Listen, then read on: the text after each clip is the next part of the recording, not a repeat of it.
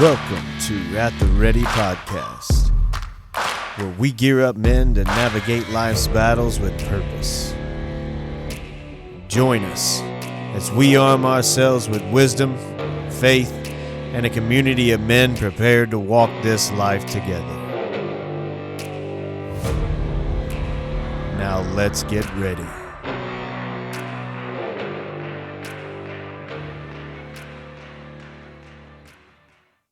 On this episode of At the Ready, I sit down with my good friend John. In this episode, we talk about how John was a wimpy fat kid. He was premature, sickly when he was young, and how he went from being that to being an elite athlete, competing in powerlifting and different strength sports. We talk about the relationships, problems that John went through, how he dealt with some infidelity, but how that trial or that process led him into the man that he was today, how it strengthened his relationship with God, and how through that he found a purpose. He found a way to give back. He found a way to serve others, and that's what's made him into the man that he is today. So grab an earbud, sit down, listen up as I talk to my good friend John. Now let's get ready. All right. Welcome to At the Ready, John. Thank you for having me, Brad. It's good to have you.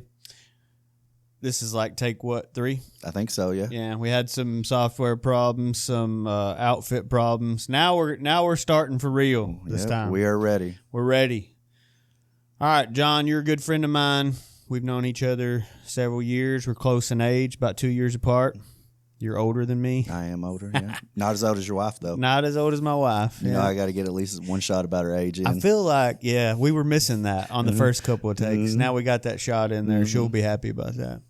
So we really became close friends, or our friendship started to grow at a softball tournament. Correct. Yeah. So you worked at Walmart. My wife worked at Walmart. We played a co-ed softball tournament. We've already told this Raising story. money for Children's Miracle Network. Okay. I didn't even remember what it was for. See, I was the spouse. So my wife's like, hey, we're playing. 430. Was that our? That was our team name. Yeah, because Walmart, our Walmart store 430. Dirty 430. I still got that T-shirt. I did. I don't think I have it anymore. It wasn't a good day, though. It was not. Yeah, we had a gentleman die during the softball game. We were swapping. It was the opposite team we were playing, and they were coming off the field as we were coming on. He made it about halfway off the field and just fell over dead. Yeah. I gave him CPR, me and a volunteer fireman on their team, and he didn't end up making it. So it wasn't a good day. But that's where we started our friendship. Mm-hmm. And our wives are good friends. We're very good friends. Yeah, they're very close. They're like complete opposite sisters. Mm-hmm.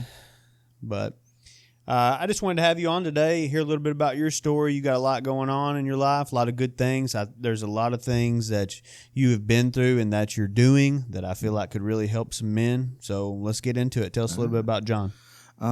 So ironically, I think the best way to start is to explain how I'm totally different than what I am now. I was born 9 weeks premature back in 1985. You know, 9 weeks nowadays doesn't sound that big of a deal. Kids are fortunate enough to do that all the time now. But back in 85, that was a big deal. I was rushed to the football field of Murray State within an hour of being born, rushed to Louisville from helicopter. I stayed in the hospital a couple of weeks, was diagnosed with asthma at 6 weeks old. I remember my mom telling me the story that she had to put her hand on the scale in order for me to make weight for them to take me home. Wow. So how big were you when you were born? Right at 4 pounds. Oh. Yeah, see, that wouldn't be a big deal today with the medical advancements we've had. But, I mean, in 85, there wasn't a hospital probably within 150 miles that had a NICU capacity, you know, to handle that premature of a kid. Yeah, right now, right down the road, Paducah's got NICU now. So. Yep. Asthma, being underweight, you know, I took medicine as a child ever since I can remember. I know that in 3rd grade, my health dramatically declined, and I remember going to specialists in Nashville almost every month. I gained about 60 pounds as a 3rd grader. Oh, dang. Due to just how many steroids taking in order to keep my breathing in check. And that really molded me into something that I don't think I was destined to be. I think I might have had to go through that for a time, but I didn't play any kind of sports. I mean, after third grade, I really think my mom prevented me from fear. There had been times where I've had an asthma attack running, and I've turned blue before due to attack. And I think that was just her way of kind of safeguarding me. What are you as far as your siblings? Are you the youngest, oldest, So middle? I have 4 sisters and I have a brother. I have a younger sister by a year, and then all my other siblings are older. Okay. My sister and I are 1 year apart, and the youngest older sister I have is 5 years. I didn't know if you were like the baby, so Mama was trying to protect you. I am my mom's baby. Okay. Yep. Gotcha. I am my mom's baby. That makes sense. So yeah, I was probably coddled a little too hard, in my opinion, but can't do nothing about that now. Right. So like I said, unfortunately, young kid, overweight, didn't have any athletic background, anything like that. I mean, I think the most advanced I got was like third grade little dribblers. Oh. Ironically, as a 100+ pound third grader, never played football, was never allowed. Man, you'd made a good lineman. I'm not easily pushed around. But that really set me in trajectory where I didn't grow up like a boy should. My father was in and out of my life. He was a Vietnam vet. That alcoholism was a war that he didn't win. He fought that.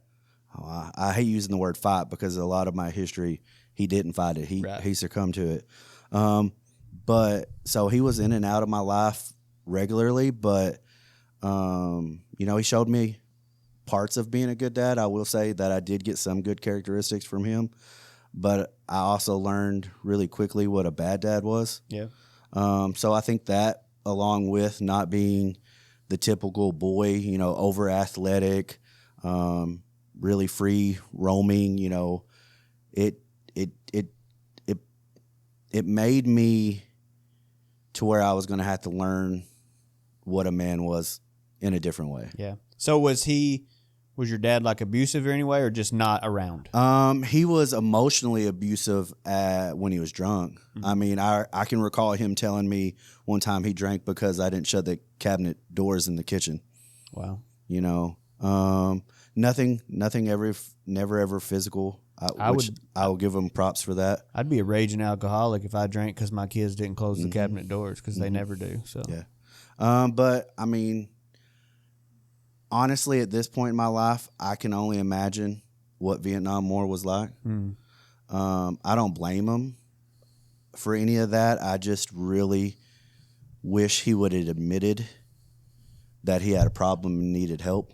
I wouldn't have even cared if he lost the battle every once in a while, as long as he continued to fight. Yeah. So here's the thing about that era of men. One, they weren't highly accepted when they came back from war. So it wasn't like a victory. I wouldn't say we got defeated in Vietnam, but we also didn't win either. And then your homecoming was not good. No.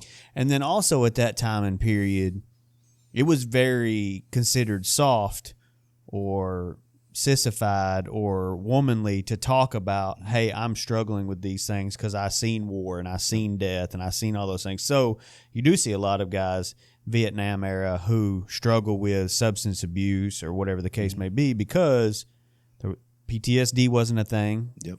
Or it was a thing, but it wasn't a documented thing. It wasn't something they acknowledged.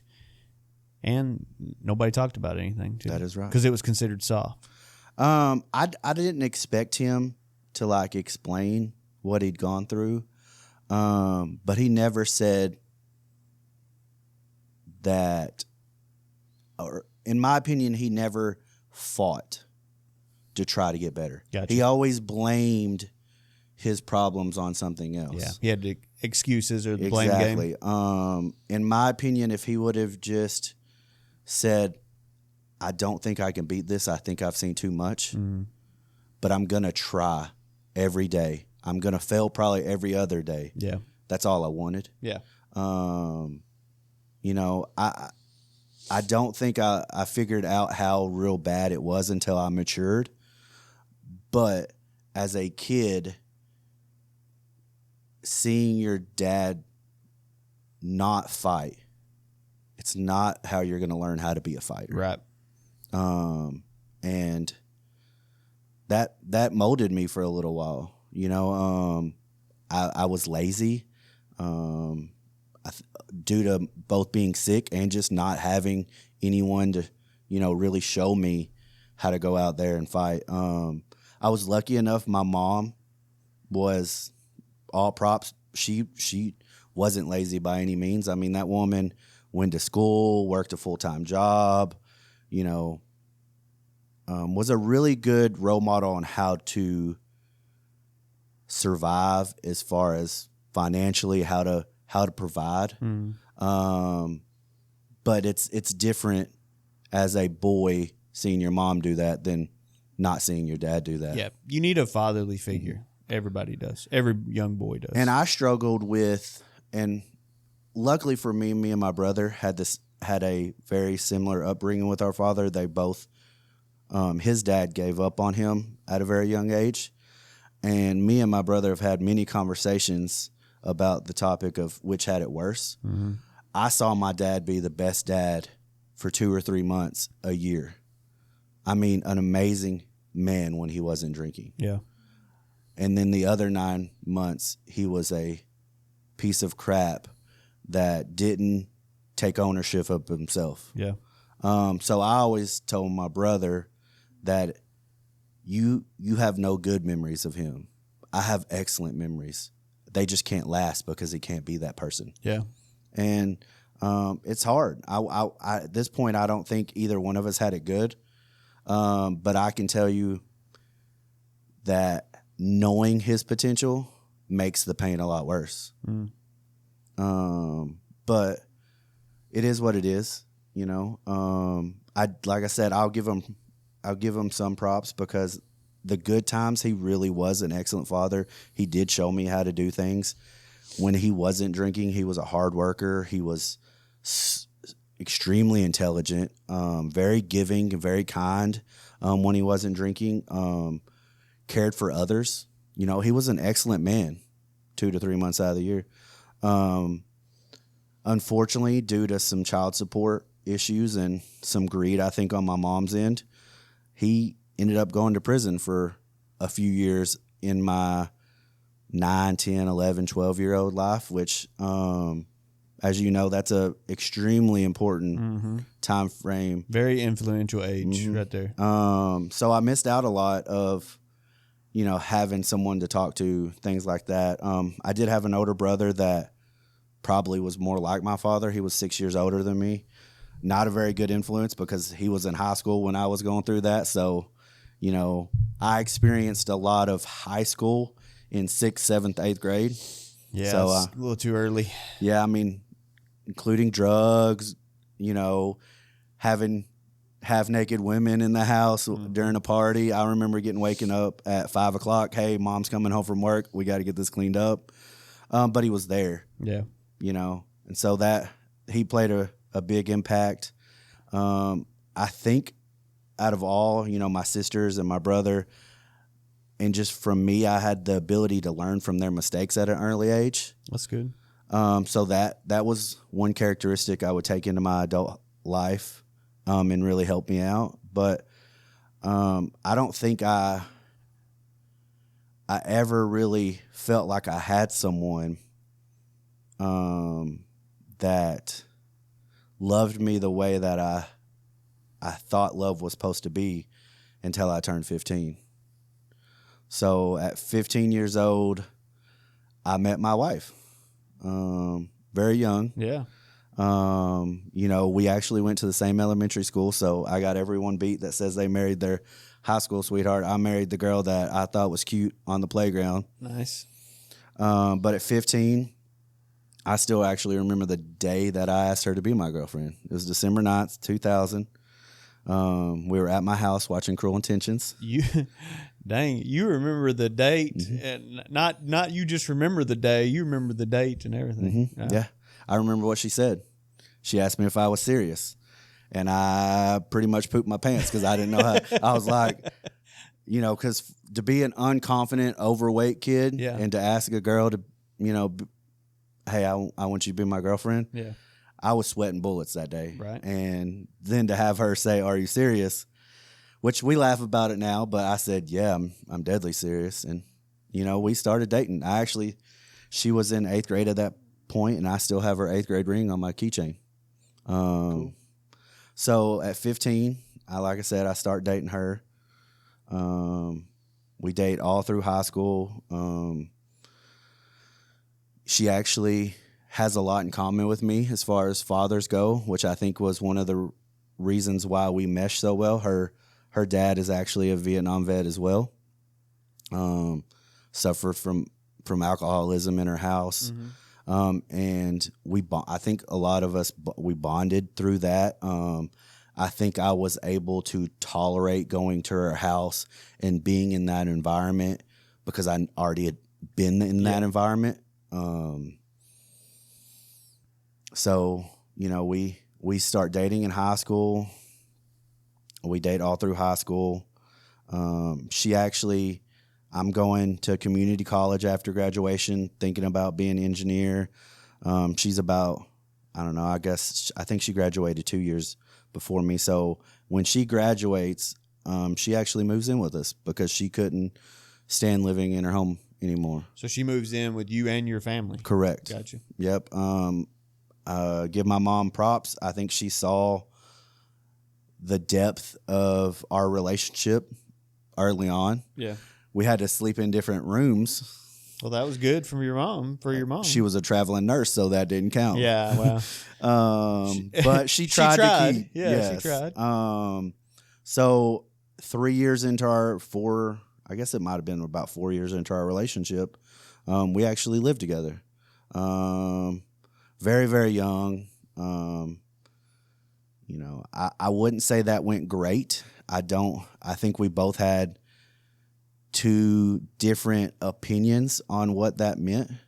I think early on, I know early on that I think she was ready for a new title. And I thought that title didn't mean anything because we were already living together.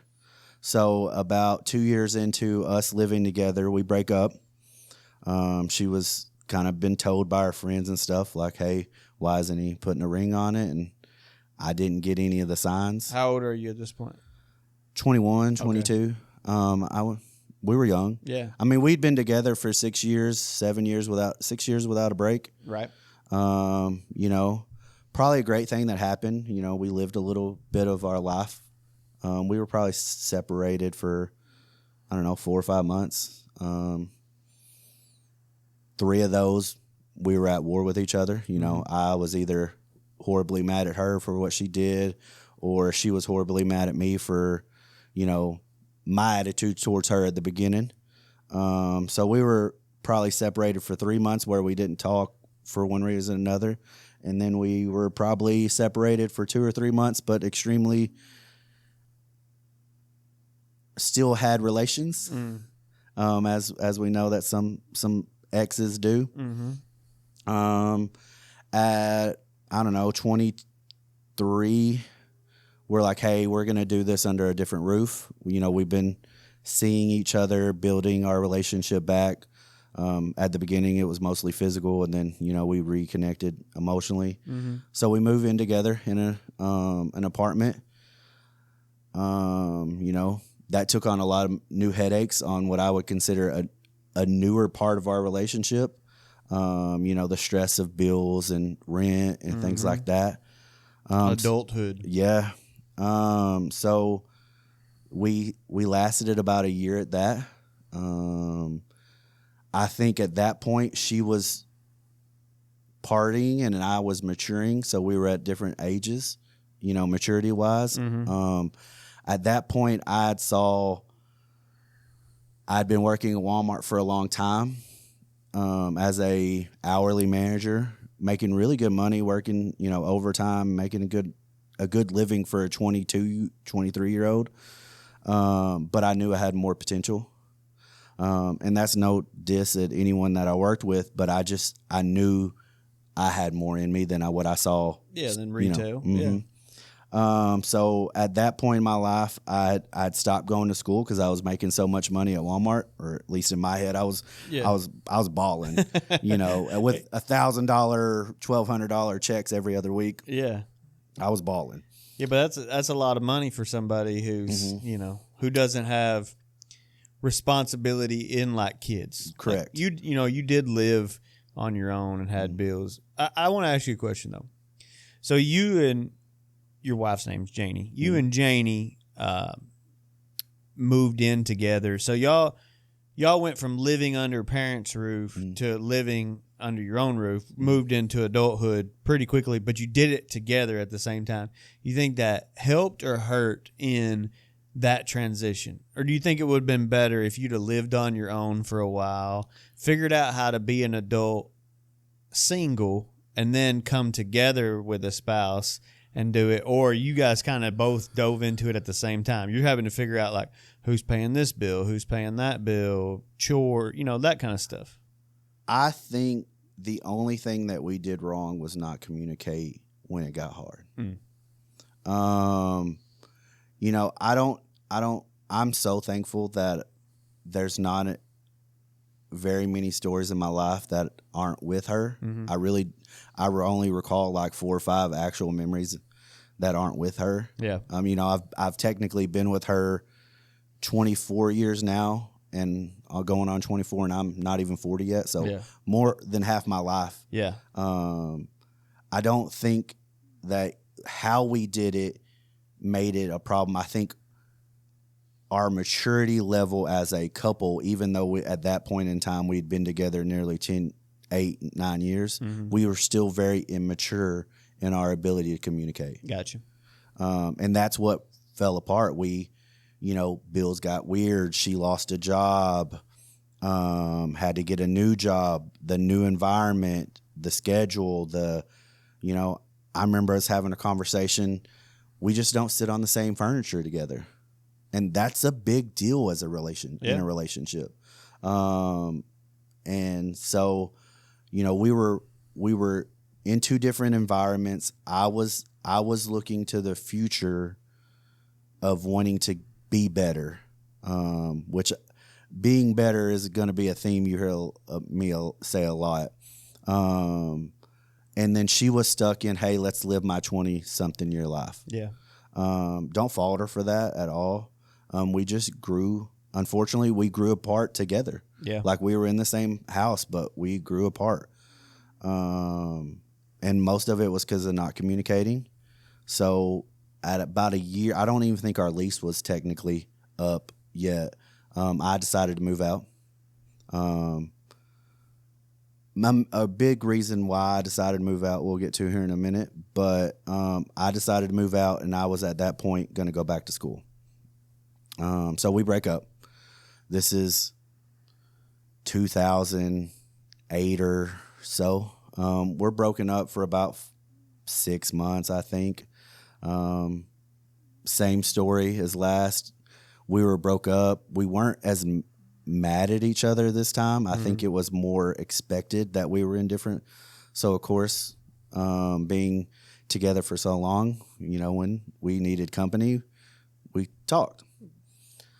So that happens. And then we find out, I guess it was the December of 2008 that she's pregnant. Okay. So we're not living together. She's pregnant. She tells me. I was actually going to go on a date that night with someone else, I remember. And that stopped that in its tracks real quick. And she was honest with me. Could be mine. Could have been someone else's. And I'll give her props for that. She said that right away. I think automatically, even back in 2008, we weren't checking DNA that young. So, we talk, and I said, you know what? No matter what during this pregnancy, I'll support you. and then we'll have a conversation when we figure it out. Yeah. It wouldn't have been hard to figure out. So I was at least confident in that. She was honest with me. I said, so I'll be here. Come move back in. Technically at my mom's house at that point, and we'll figure it out. You know, I'll at least be here to help in any, you know, emotional, physical. I'll go to appointments with you. And so she moves back in. So you're taking the responsibility for a child that could or could not be yours. I was going to treat her as if it was mine until I knew it. Until you knew it wasn't. Yeah. I was going to treat her, as in Janie, Yeah. like she was having my baby. Okay. That's big of you. Yeah. Once again, I learned what I should do from the people that didn't do in my life. You learned from other people's mistakes. Yeah, and that's I vowed to myself a long time ago that I was always going to be a better father than my own. good. Yeah. And I think that was step one. You know, I think a good father is supportive of the child's mother in any way they can. And I was going to be there for her until we knew. Yeah. I can't tell you what I would have done if it wouldn't. Luckily for us, I say luckily, this is a tragedy, but she had a miscarriage about 3 weeks later. Oh, wow. I didn't know that. No, so this was in January, so she was right at 10, 11 weeks. Mm-hmm. And I say luckily mainly because I don't have to. That was my kid. I don't have to think about it. That's how I perceive it now. And honestly, through that tragedy and through that life lost, it put us back together. I remember about a week after the miscarriage, she comes to me and was like, I like us. And I said, I was honest with her. I remember saying that, you know, I've never not loved you. Mm-hmm. She said, I liked the thought of us having a kid. I said, I couldn't imagine having a kid with anybody else. So at that point, we get back together and decide we're going to have a kid. Not married. Not married? Not. John, that's the wrong order, man. I never said I did it right. Okay. I mean, technically we had lived together for about a month at that point, but I remember February, you know, hey, we're going to try for having a baby. Happiest month and a half of my life. Yeah, I bet. Unfortunately, due to the fact that many women are more fertile after a miscarriage, she ends up getting knocked up by March. Oh, wow. So, I mean, that did not last near as long as I was hoping. Yeah. Yeah, you didn't get to practice a whole lot. Yeah. But so March of 2009, she's pregnant again. And at this point, there's no question in my mind that's my baby. Yeah. So, you know, we do all the pregnancy things. She's still living in the home with my mother and me, which I know it sounds weird, but my mother was still traveling at that time, so it was her house, but she was never there. Yeah. So, you know, we go through the pregnancy, great pregnancy. You know, come January 15th, 10 days after her due date or 7 days after her due date, we go to the hospital and have a baby girl. Long labor. Ironically, through that period of time, though, I think I found my first act of athleticism. Okay. So we're having a kid. I'm 260, 270 pounds. I don't know how I had the kid. I couldn't tell you. Probably my test levels were only good because of my age. Yeah. Very unhealthy, very overweight.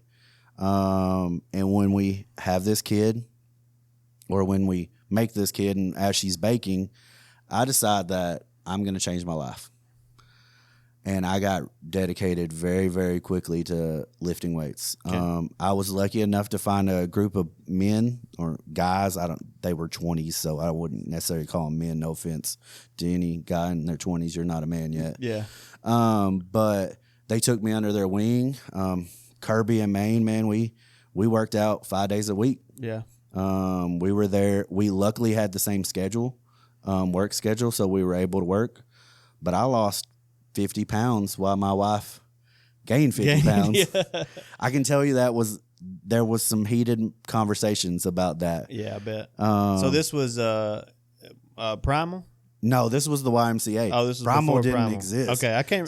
So I couldn't this was remember the year. 09. Okay, I can't remember what year Primal was. So I went from 260, 265 down to I got as low as 219. So you worked out with Kirby in Maine before Primal? Correct. I didn't know that. Mhm. Okay, cool. There was another guy. I can't remember his name.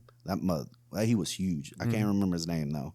But Kirby, of course, we knew because he's about our age. Jermaine was a little older, but yeah, worked out for them for about a good year. And really, I mean, dedicated food. Learned. I probably was on bodybuilding.com, reading nutritional articles every day, learning about supplementation. But I dove hard, and I was successful. Good.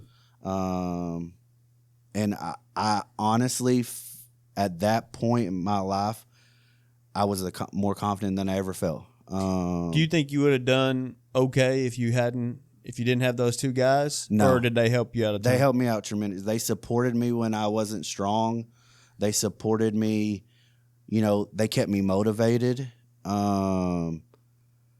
They were a lot stronger than me, so I aspired to get to their level one time. And I think men just need other men, not for any other reason than just to ease the burdens that, you know, we would talk about girls, we would talk about food. It just was a comfortable place to be. And I was chillaxed. You know, I was scared. Yeah. You know, we were going through some big changes. I just come off a breakup. Yeah. And now, you know, we're having a baby. We chose to have a baby. I asked her to marry me during that period. While she was pregnant? Yeah. Maybe not your best move. I mean, we didn't accidentally have a baby, so you know, we purposely had a baby. Yeah, so I think it changes the dynamic a little bit. True. But with the gym thing, my point being was like people get a little intimidation with going to the gym if they're not, you know, used to that environment. But if you can find one or two people, and what people don't realize is most of the people who go to the gym are willing to help or want to help to some point, you know. And so it's cool that you had those two guys. I hate to tell you, those were black guys. Oh yeah. I mean, and they took me right in. Yeah. I mean, and we looked weird together. I'm not, especially in the Y where they were probably the only three black guys. Yeah. I think it made them feel better too because I so accepted them so quickly. It was like, guys, y'all are strong. Can I work in with you? Yeah. You know, so it was a neat dynamic. But I mean, I learned a lot. I mean, Kirby, as you know, was extremely fit and strong. Yeah, he was a heck of a high school athlete, played football. And I mean, to lose 50 pounds, and I got my first 315 bench with them. Yeah. You know, they showed me how to, you know, do like we deadlifted some. We did mostly bodybuilding stuff. You know, Kirby loved to chase the pump. Yeah, they were more about aesthetics than strength. But it got me comfortable in the gym. That's good. You know, I'd never been a gym goer before that. It got me realizing what strength can do for you.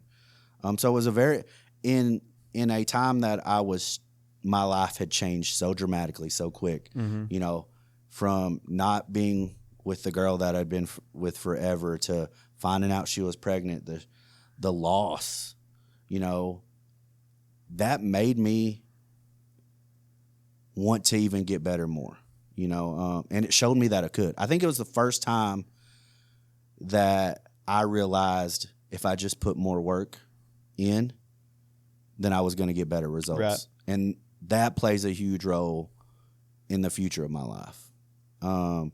But I think that's one of the good things about the gym is if you do it and you do it consistently, you're always going to get returns. Yeah. But in January, I'm 219. Janie's more than that. Yeah, you don't.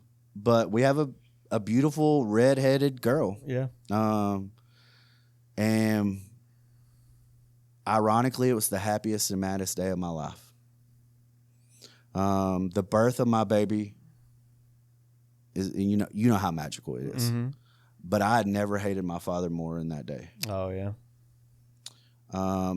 I remember being so mad while my baby wasn't in the room, because at that point I realized I would do anything for her.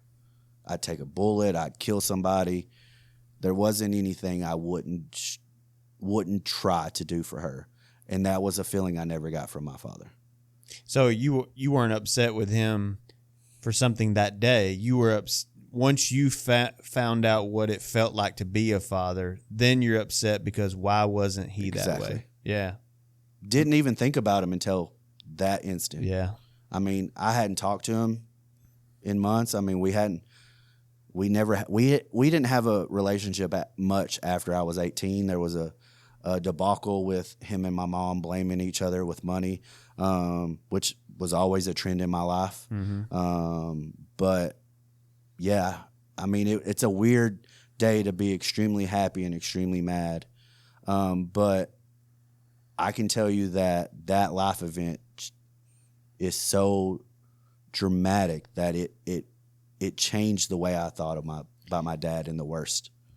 Yeah, I don't see how that event can't change people, if that makes sense. Because I've got 2 boys, you've got a girl.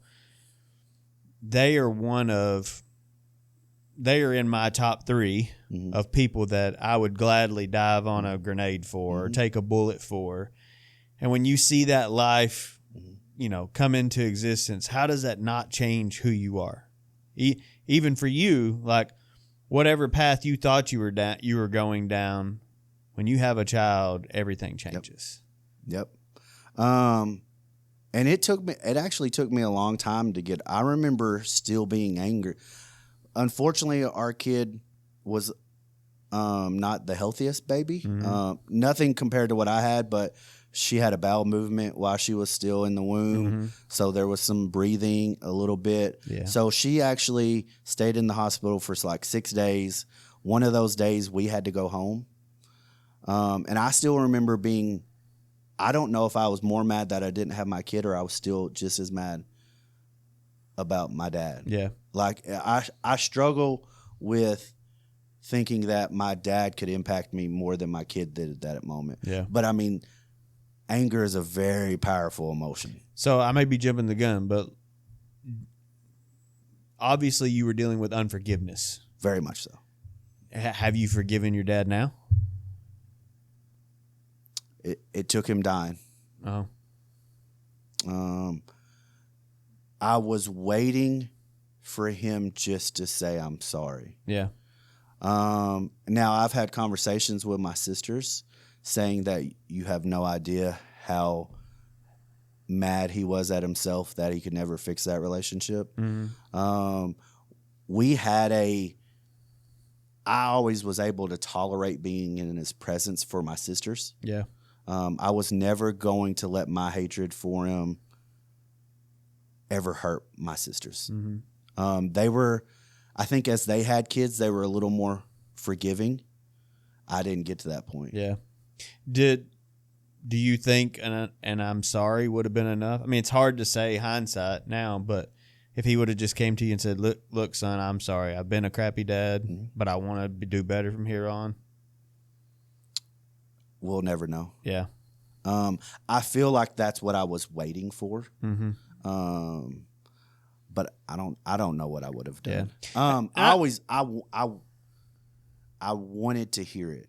Yeah. And I think if his actions after that would have mirrored what he said, we could have got to a better relationship. Yeah. I bring that up because me and my dad had my raising was nowhere near as bad as yours. As far as my dad was in my life almost all the time, but there was a time where we had gotten into an argument and a fight and weren't seeing eye to eye. And I was an adult by this point. I already had my first child, and we just weren't talking. And it was actually one day at church, the pastor was preaching a message about forgiveness. And I remember I wasn't even in the auditorium. I was working security in the breezeway for the kids, and I'm listening to it on my phone. And I just decided, this is stupid. What are we doing? So I actually reached out to my dad, not the other way around. And, I said I was sorry for what I'd done. He said he was sorry for what he'd done. And our relationship has been great since. So a lot of times all it takes is just admit, hey, I screwed up and I want to make it better, I think that would have been great. I think two reasons. One of the reasons why he never could say that is because he was a man of that generation. Yeah. I think that he put too much stock in my mother brainwashing me into a certain thought of his, which that tells you how much he didn't really know me, because you can attest, I don't care enough about another person's opinions or thought. I'm very self ideology. What I think, you don't have to understand it, but that's how I feel. That's how I go. I've never been a big person with peer pressure. I've never been easily swayed out of my own beliefs. So, what my mother did say, I took it with a grain of salt and judged my dad and my mom based on their actions, not what they said. Yeah. So, I never had nothing my mom ever said, and she never said that bad of stuff about him. But she had some words, they're a bad relationship. But it would have never swayed me to have a relationship with my dad. Yeah. But at that point, no, I didn't forgive him. Honestly, and we'll get to this, I had to forgive someone else for something harder till I learned to forgive him. Yeah. So because you did that forgiveness, it made it a little bit easier to forgive. Because ultimately, it's a skill. Yeah, and forgiveness is more for us than them. I will say that I wish my sisters in my relationship weren't tarnished because of it. That's the regret I have for not building a relationship with my dad, because there's always this weird, I don't know when my dad died. It didn't register enough to, I don't remember the month, the date, really? the year. Yeah. So the only way that I recall that is through my sister's memories, and I miss him. I just don't have that. Yeah. Not because I haven't forgiven him, just because I told myself a long time ago that he was never going to hurt me. Actually, about 3 weeks after my kid was born, and I realized that those emotions were affecting me with my kid and my soon-to-be wife, my fiance. I told him he was never going to have power over me again, and when I said that, he stopped having it. Yeah. So it didn't register. All right, so moving on. Sorry, you got a sidetrack. No, but you have the kid. Now we have the kid. About 3 months later, we get married. I think you got to tell that story. That's pretty funny. So yeah, we had an interesting marriage. She was working at a fast food restaurant. I was going to go to work at Walmart in the afternoon shift. I was working a lot of 11 to 8s back then in the electronics department. She calls me about, 9:30, 10 o'clock. Says, hey, I made an appointment at the courthouse. We're going to get married today. I laughed about like that and said, okay. Yeah. I said, what time? 3? Great. I get lunch at that time. I think she gets off at 1 or 2 because I think she was working a 5 a.m. shift. She bought something at the local Katie's or somewhere to look okay. I think she got me a shirt as well. And on lunch break, I go get married at the courthouse. Ironically, I remember when the judge or whoever, the official, says, is there anybody to protest? Because I think he has to say that legally. Yeah. My baby started crying. So that was a funny little joke. We laugh about how, Juliana attested our wedding. Yeah. But I went back to work right after. Yeah. I actually got questioned by my manager. Hey, why'd you take such a long lunch? I said, because I just went and got married. Yeah. And to which they probably said, like, bull crap. yeah, they thought I was lying. And then I showed them the ring. That's a terrible excuse. Yeah. I went back to work and worked, 3.5 more hours. And then went home, didn't have a honeymoon. Still haven't actually had a honeymoon. Yeah. But it was just a day that, at that point, I think we just had been together so long that she needed that title. Yeah. And I don't blame her for that. I regret not showing her a long time ago that in my head, she was my wife. Yeah. But men tend not to always, show in the same way women need. Yeah. But I mean, I think I considered her my wife the day that I said, hey, I want you to live with me. Mm-hmm. I want to be the person that you go to and find safety in because you didn't feel safe at home. I want to be the person that you're there with that night. In my head, that was what being a husband was. Well, that's what a husband should be. Yeah. Absolutely. So what is a piece of paper that the government has? But for a woman, it's a totally different mentality. Right. So we get married, and I decide at that point, like I said, I'd been thinking I could do more, right? I left her because we were going our separate ways. I'd been thinking about going back to school and having a kid and having a wife. Now you got more responsibility. Yep. Flip the switch. So I go back to school in July, and I had about 90 hours I had to take, and I did that in a year and a half. Oh. While working a full-time job. Yeah. While raising a infant into a toddler. So school for what? What'd you go to school for? I have an accounting degree. Okay. So you're an accountant. I count things. Yeah. I knew this about you, but they didn't. Yeah. So it's not an easy field. Yeah. Luckily for me, numbers have always been easy to me. So doing those 90 hours were time consuming, but they were never hard. It was emotionally draining because I remember days waking up at 8, staying in Murray till 2, going to work from 4 to 11, and then having to wake up with the kid in the morning because my wife had already gone to work at like 5. So I had to get the baby ready to go to, daycare. Dang. So when I say I was taking care of baby, we had shifts. Like we worked our schedule to where when I was able to be home, my wife was at work. Yeah. So, I wasn't, which I never wanted to be the kind of dad that never could be. I prepared myself for my wife to die during child labor. Like in my head, I had those conversations with me. So I always wanted to be the father that push come to shove, I could take care of her. Right. And we did that early on. And I give my wife props for, I don't think every woman trusts their man early on. But she saw it in me. She knew with the history of my father that I wanted to be the best dad that I could be. And taking care of your kid was part of that. So, I think me and my wife and your wife technically went out on like a Nashville trip within about 3 months of my child being born. Yeah. So, that's how much I took care of my wife. I was allowed to be at home by ourselves for a night or a weekend, no big thing. Yeah. It was my kid. Why wouldn't I be able to take care of her?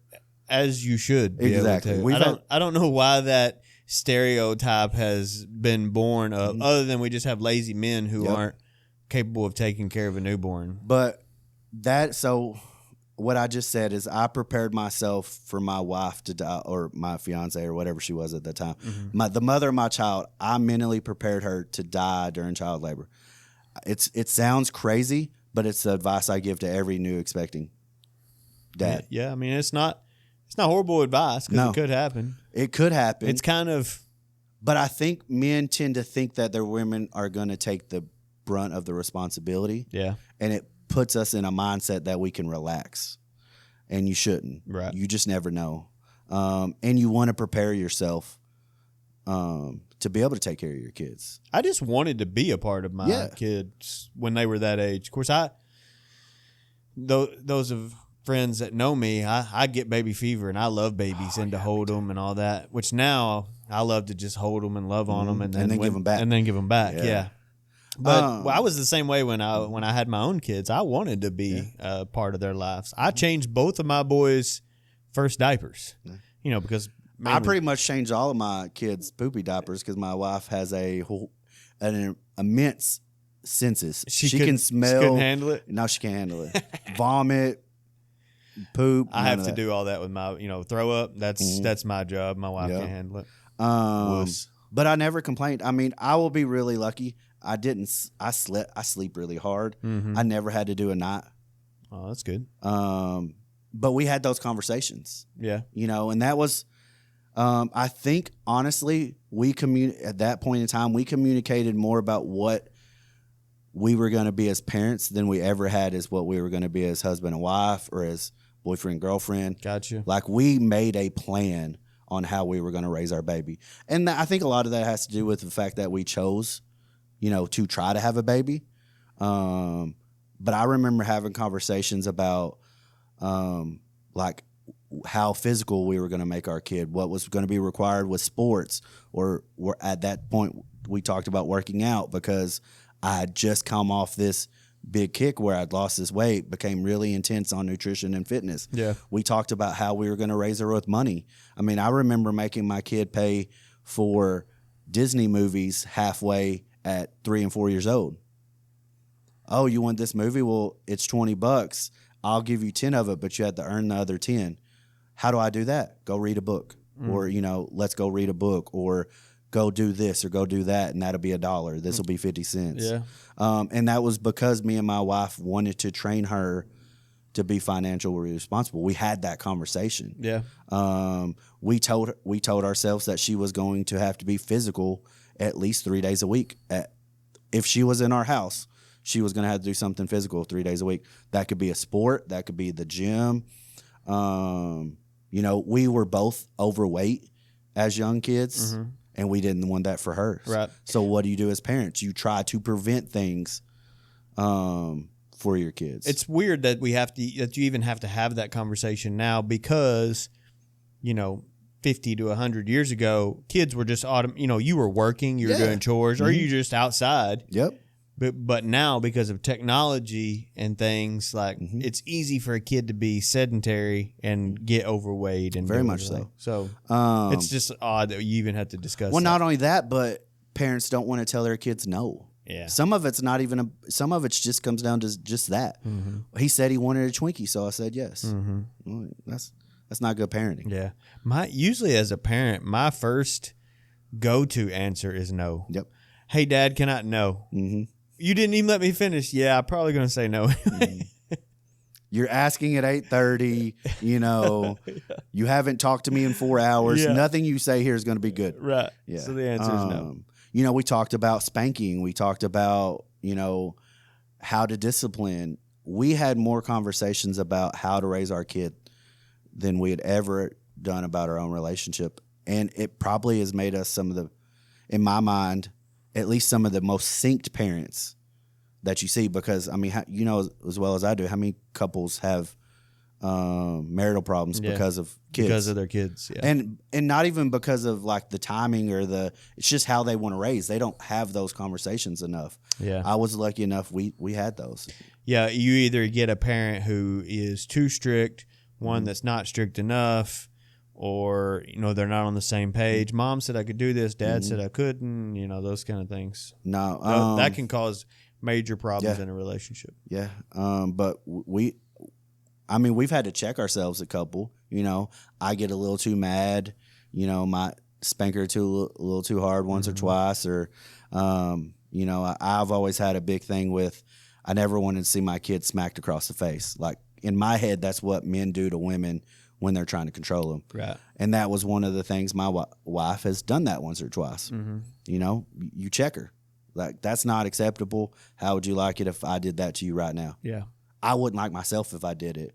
So, we were okay with each other doing that. Yeah. She hates it when I thumped her on the back of the head. She thought I was going to give her brain damage. Yeah.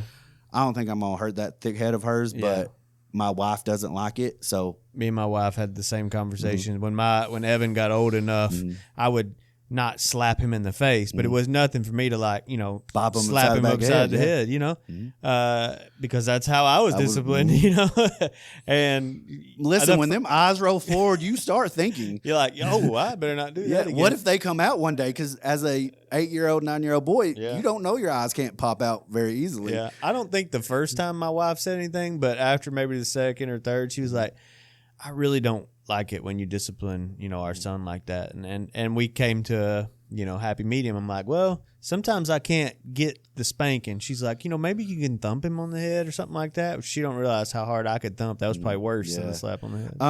And I'm really lucky. So, and the reason I got all of that from, I heard a really good story or a phrase, and it was a pastor preaching about, don't think of your kids like they're your babies.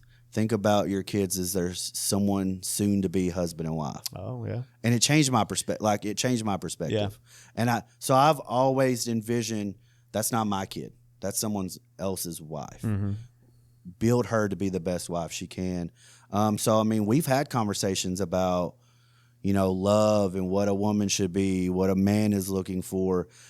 I had conversations with her at 7 years old telling her that boys are always going to think she's weak just because that's a stereotype. Yeah. But that as long as she tried hard and, put everything she had in it, she'd prove them wrong. Yeah. So I've raised my child to be the best adult that she can be, no matter what it costs in the moment. Mm-hmm. And I think my kid appreciates it to a certain level. She hates the fact that, she gets in trouble, doesn't always get to do what she's told. But I've never lied to my kid about certain big things. Right. I've never held her back from, big topics, mainly because I want her to grow up to know that she can take care of herself when stuff gets hard. Both me and my wife have been through enough hard stuff that we know no one can escape it forever. Yeah. And it's our job to build our kids to where they can handle that. Yeah, prepare them. And it really, the fitness thing really evolved both in myself and my kid, of course, when Primal was created. So Primal, I think, came around, 2015, 2016 maybe?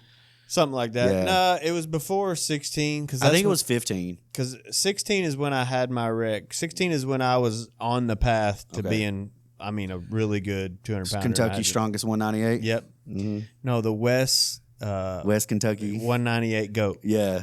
Got to get it right. So, of course, Primal comes back. I've already graduated college. Actually, 1 hour away from my master's. I stopped that mainly because at that point I was still working. I was working at Walmart and working at my first big boy job, which was a administrator at a medical facility. So I was working 2 jobs, trying to get my master's, and just got burnt out. Yeah, I'd been going to school for like 3 years. I'm literally 3 hours away from my master's, but I don't have any desire to, ever go get that. I apologize. Yeah. But Primal comes ahead. We had met each other a couple times from softball. At that point, I think I was about 330 pounds. Yeah, I remember you being big. So that's why I was confused when you said you'd worked out with Kirby and Maine before. So when you go from having, working 40, 42 hours a week and just taking care of a kid to now all of a sudden going to school 20 hours a week, working 40, still raising a kid, I didn't have time.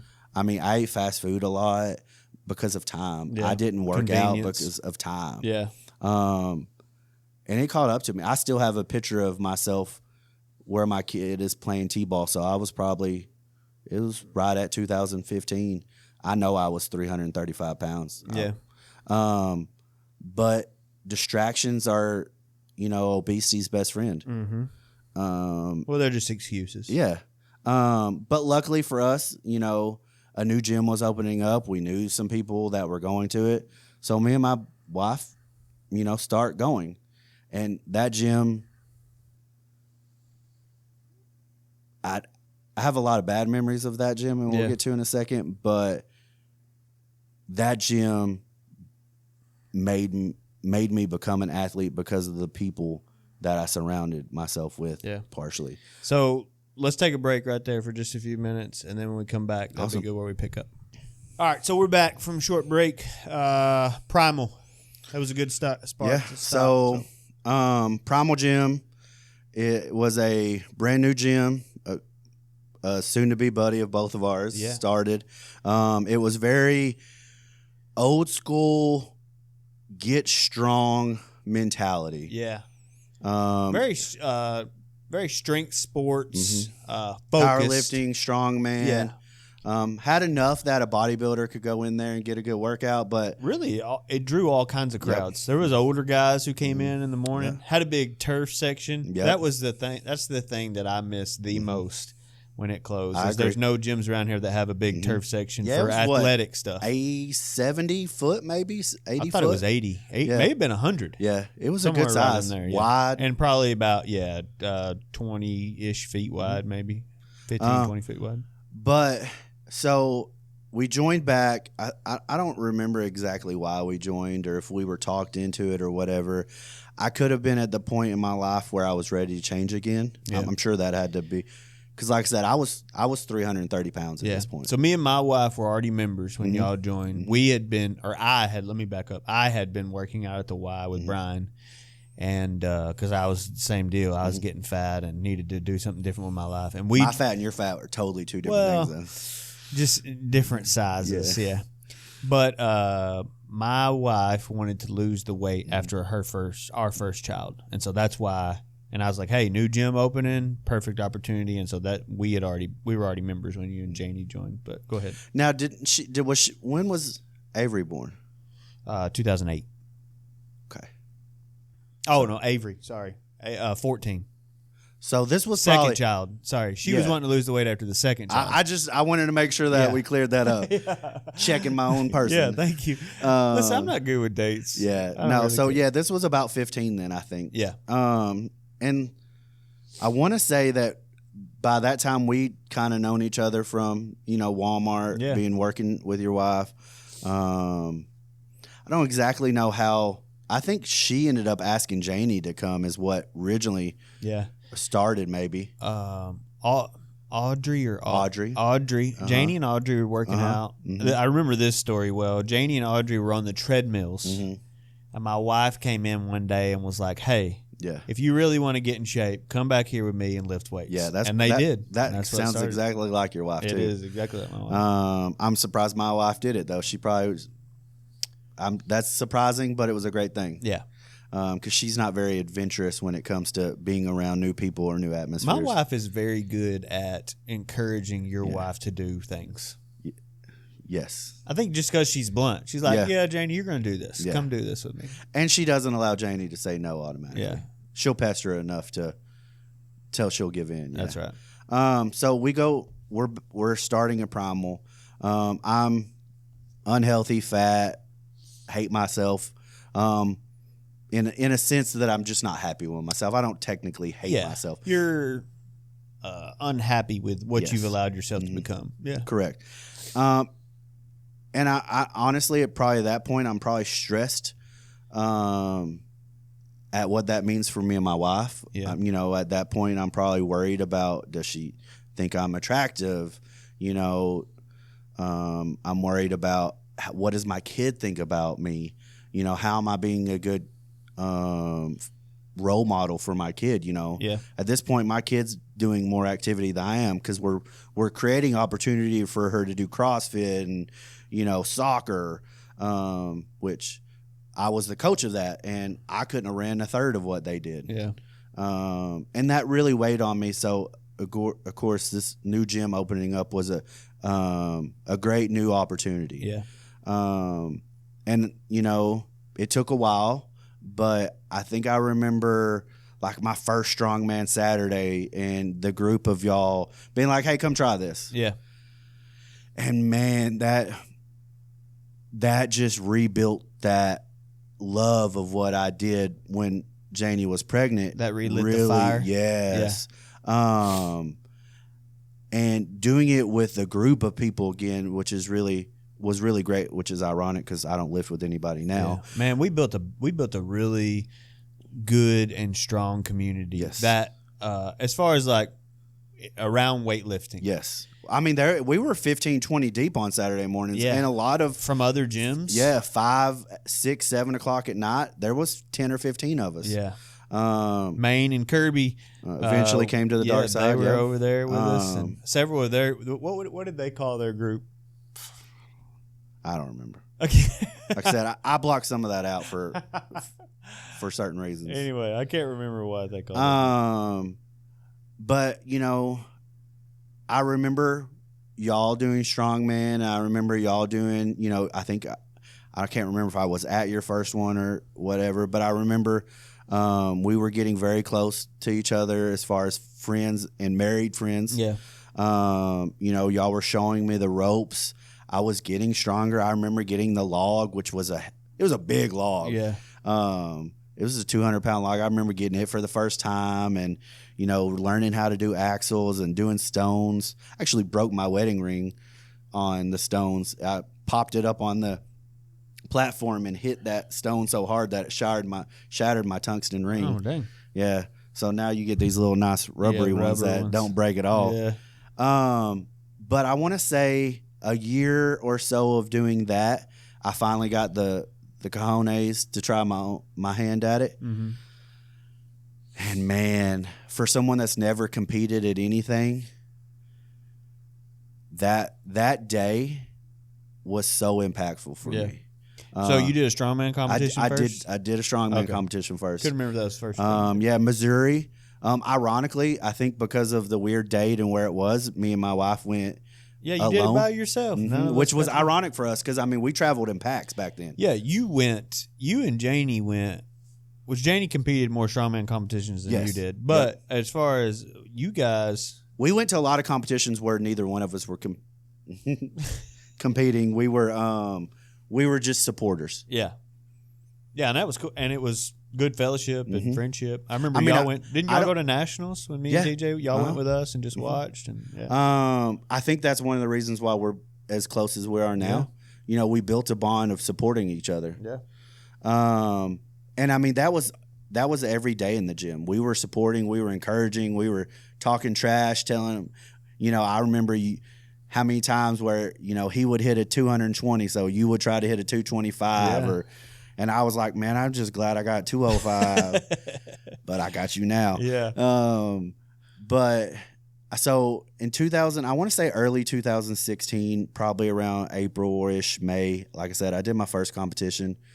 And man, I've never been an athlete, but I felt it that day. Yeah. Just compete. And I could tell it was weird for me because I wasn't trying to beat them. Yeah. I never had that internal mentality or that drive. I'm going to beat you. Yeah. I just wanted to do better than I'd been doing at the gym. Yeah. And I did really good. I think I got second out of 4. Carries were always a little harder for me because I was fat. Yeah, you're still big. Yeah, I was probably 315 still at this time. I'd probably lost a good 20 or so pounds. Yeah, so you're competing in heavyweight division. Big boys. Yeah. But did my first competition, loved it, but I knew I couldn't deadlift. I was just weak for a 300-something pound deadlifter. Yeah.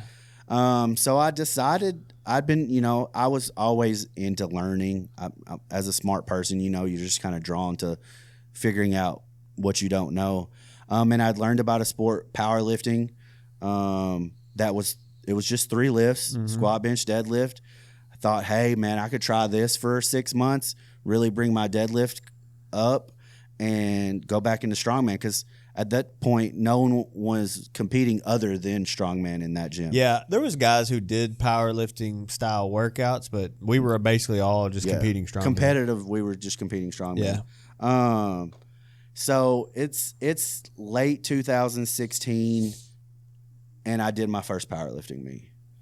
And it was, I thought the strongman competition was cool, but this blew me away. The promoters that actually put on the show that I went to first were amazing promoters. They were a group of brothers called Iron Mafia. Yeah. You know, loud music, just The Lily Bridges? no, the Millers. Yeah. What was the Lily Bridges called? So they were power lifters, but they were out of Ohio or something. But they didn't run meets. So. No. Okay. No, but they were like 3 of them had the top 25 lifts of, they were really totals strong of at the time. All right. So these are the Miller brothers. Mm-hmm. Gotcha. Iron Mafia, and they put on a heck of a meet. And honestly, yes, they gave a great show, but it was the community. Like, I had already felt what community could do for you as far as strength, but I had never seen your competition finish a lift and then go cheer on for the person that's about to beat them. Yeah. And that is a different mentality. Yeah. That support, as someone that, like I said, didn't have a father to support him, you know, mother was always working. You know, I think I longed for, you know, that kind of environment. Yeah. And I found it that day, and I fell in love hard. Yeah. I mean, I think I only lifted like 1,200 pounds total. It was like 400 deadlift, 440 deadlift, something like that. 400 squat, and probably like a 330, 340 bench. But I was determined at that day forward, I was going to be better. I was going to continue to compete, and I wasn't going to give up this time. Yeah. Because, like I said, I gave up due to, you know, timing and trying to get better at providing for my family, making more money. And it hurt me. You know, it hurt me physically. It hurt me emotionally. And at this point, when I found this, I knew I wasn't going to stop. Yeah. And I will say, it's been 8 years. This is 2024. It's been 8 years almost. And you have been the most consistent one out of everybody in the group from Primal, from that time. You're probably the only one I know of that still competes and have been consistent. Like, I still work out weekly, but my goals are different now. And you've still just been on that train, just chugging along. I don't, and I'll say this, and when we talk about fitness a little more, I think it'll come up even more, but I can't be consistent without a competition in mind. Well, neither can I. And that's why I've been inconsistent because I don't have anything. I say that for anybody. If you wanna get healthy and you like running a little bit, or okay, go sign up for a 5K. Sign up that day that you decide to make a change. Yeah, give yourself a goal. Competing is my driving factor. You know, I'm a lot like my mother. I'm very internally Jewish, so I don't like spending money and not getting a return on it. Yeah. So when I pay that $100 for that meat, I'm not going to lose that money. Yeah, that means you're gonna. Yeah. I'm the same way because even small. Let's just say dieting, for instance. If I use the free MyFitnessPal app, it'll only last about a month, and I'm done with it. But if I pay $10 for the Carbon app, I'll stick to my diet more because I'm paying $10. I know it seems so silly, but because I'm paying $10, I'll actually. But you use got it. skin in the game then. Yeah. So Carbon, you know, if you're looking for a sponsor, Yeah. I mean, I got a use it too. podcast. Lane Norton holla. Yeah. I don't know how I learned that, but I noticed it right away. Like after that first, I think I was hooked, and then I'm not going to say I didn't have a little peaks and valleys in my fitness journey, but I knew from trying to go back to the gym throughout, you know, the first couple years of my kid being born that I never could be consistent. Yeah. Because I either didn't have the group that keeps you consistent, or I didn't have the purpose. So I think you have to find one of those two things. You got to have a people that are going to hold you accountable, or you have to have a purpose that you're driving for. And it can't be a scale. It can't be, I just want to get my 12 jeans, or make it a active purpose, make it a race, make it a competition.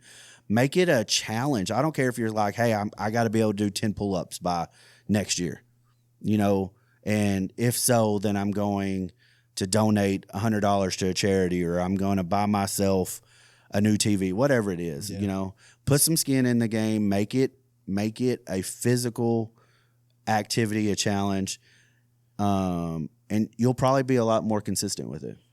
So I know we're just talking about fitness and working out, but a lot of people's problem in general with lack of desire to do anything is because they don't have purpose. That is very much true. And there's got to be more in life to your purpose than just going to work, raising kids, and just living day to day. Like, you have to have something outside of those things. You need to figure out what is your purpose in life, and then that's what makes you driven to accomplish and things. at that point in time, my purpose, the only thing that I saw with fitness was I can't let my kid be the fat kid. Yeah. I know what kind of damage that does to kids. Yeah. I was that kid. Mm-hmm. I was technically that adult. And I couldn't do that to my kid. I couldn't purposely allow that to my kid. Right. And if you don't want your kid to do that, you can't be the person that they see. You can't be that thing. Yeah. They have to see the success in you, or the opposite of what you don't want them to be in you. They need an example. Exactly. And we, as their parent, we should be that example. And I mean, I remember, and you can probably attest to this, I remember parents scolding us because our kids would hang out in the daycare with each other for 2 hours a day. Dude, our kids built such good friends, But I mean, why aren't you trying to spend time with them? I heard that all the time from. Yeah. I'm showing them that, hey, when your life gets busy, you still go work out. Yeah. There's no excuse for not trying to be physically fit. Well, there's two things that you're doing in that instance. One, you're showing them an example of there's no excuses. And two, you're taking care of yourself to then be able to take care of them better. I mean, I've said on this podcast several times, like, as a man and a dad, you should be physically fit enough. I'm not saying you have to be a power lifter or a strongman or bodybuilder. But No, you don't have to have six-pack abs. No, but you should be physically strong enough to protect and provide for your family. If your kid is on a bike and the bike gets away from him and it's rolling toward the road, busy intersection, can you run that bicycle down and save them? If the playset falls over on your kid, are you strong enough to pick it up off of them to save them? If the answer is no, then figure out your life and fix it. Yep. But like I said, we were trying to be examples of our kid, and it worked. So at this point, I'd competed once or twice. We'd taken our kid. Yeah. You know, my kid went to most of the strongman competitions. Yeah. We weren't lucky enough, or we didn't try to find babysitters when we went on these trips. I know you had some family that would take them, which having two is a lot harder than having one. And having boys is having harder than girls in that kind of environment. And usually we were competing. Yes, that is correct too. And not to say we didn't love our kids, but our focus that day was competition, not watching kids. But after my, third competition, I remember the day my daughter asked if she could do it. That was a clear response from her seeing her dad do it. Yeah. And that's all I ever wanted. So 2017, I'm competing 2 or 3 times. I'm still overweight. I'm still about 300 pounds. I haven't really taken nutrition into the point. 2018, life kind of blows up a little bit as far as, just the fact that every dynamic in our life there was weird outside factors, like a couple of friends of ours, relationships were falling apart. Our work schedules got really, really weird. We'd been trying to work out, which separates us. I'd got more dedicated to sport and weren't allowing myself excuses. So that ironically that we were drifting. You and your wife were drifting apart as a couple. We were getting very focused on our own goals, and we weren't doing that as a team. And it was noticeable. Like I said earlier, I have some bad memories of that gym. And a lot of that started with other people's history in the gym. Like I said, we had a couple people going through separations, a couple that was trying to overcome an infidelity issue and wasn't being very successful. And unfortunately that year, my wife stepped out, and I was dumb to it for the next year. So I go a whole year trying to focus on me, trying to improve myself. I actually lost 30 pounds, I think, because I was determined I was going to be a better man, even farther than I was. So 2019, I make this vow to get more fit. And I think I was at that point, I thought our relationship was so far apart that I needed to be a better man for her. So you said something earlier that I kind of like you when we were talking about this. You said you had quit becoming man and wife and were basically just roommates. Yes. We were roommates. We were focused on our kids or kid. We were making sure she had opportunity. We were making sure that we were trying to build each other. And we did that we did that for each other, but it caused separation. At that point, we still didn't communicate very well. I think couples try to avoid too much. And we were doing that dramatically. Tried to avoid the hard things, hard conversations. Hard conversations. So 2019, internally, I knew some things were off. So what does a normal guy do? He tries to fix it. So and that point, I thought it was me. Yeah. I was still unhappy with my weight. In my head, my wife still was attracted to that 220, 230 guy that I became, as she was pregnant. Right. So I went hardcore. 2019, I lost 30 pounds. I ate the same thing day in and day out, every day of the week. I was paying for an online trainer to coach me in powerlifting. I got super strong, super thin. You almost could see an upper ab. Yeah. I mean, I got lean. I was 268, 269 in a 36 waist. I could fit in an extra large shirt, and boy, my shoulders look big.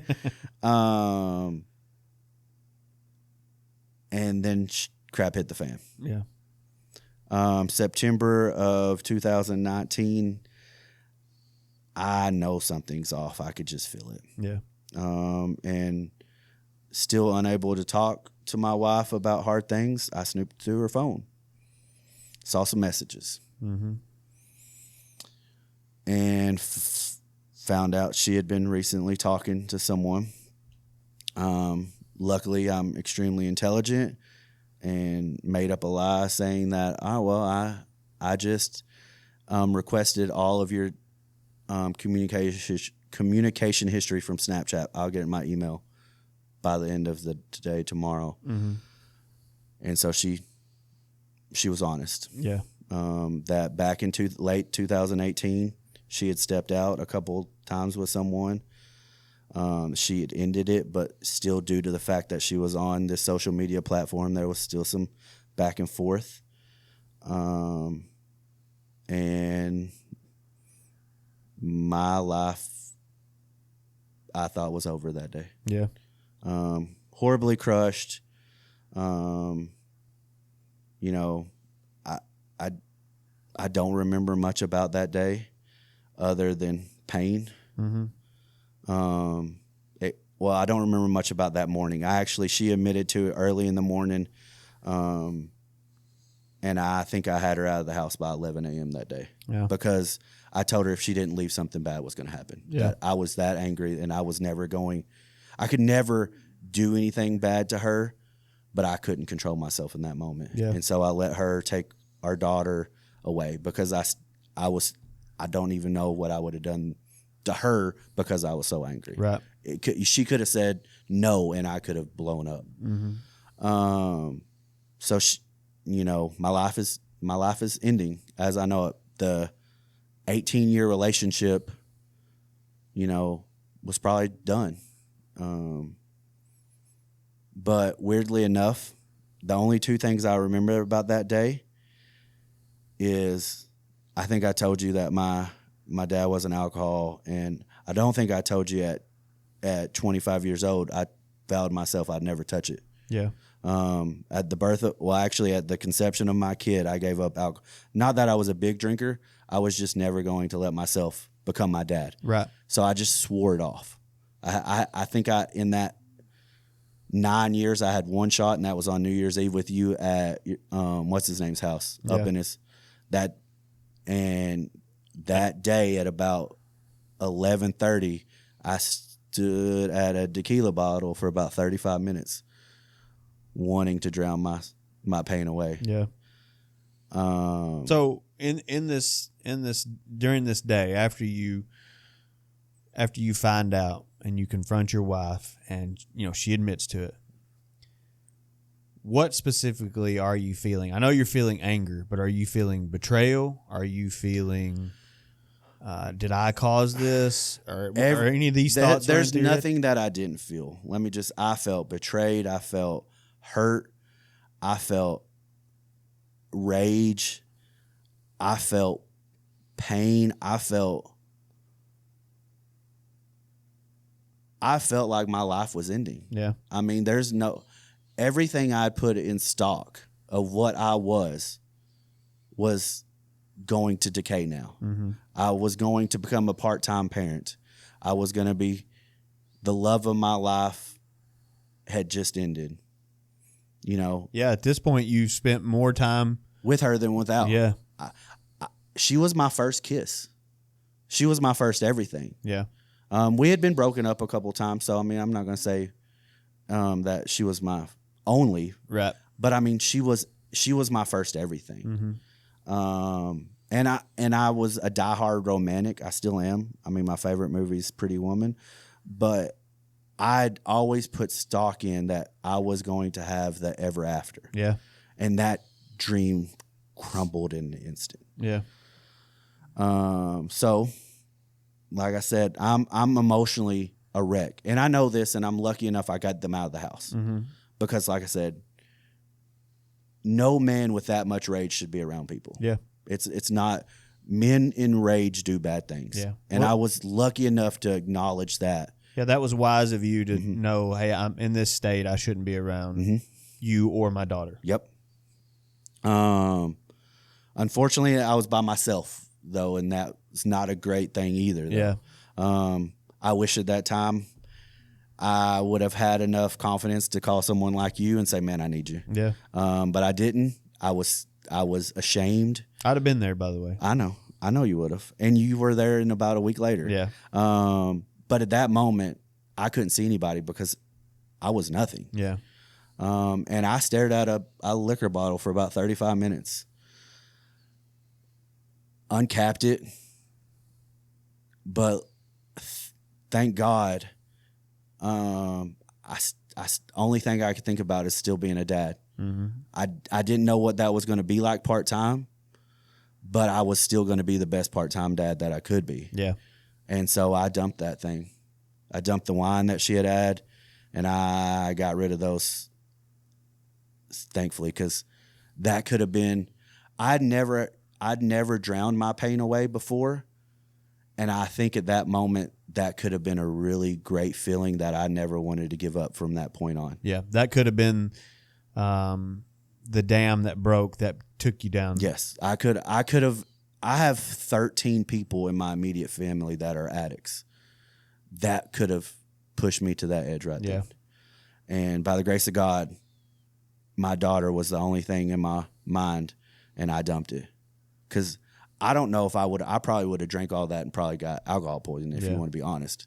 Yeah, in all the years that we've been friends, I've never seen you touch a drop except that one instance that you talked about, And so I know that is something that you've always stuck to. Yeah.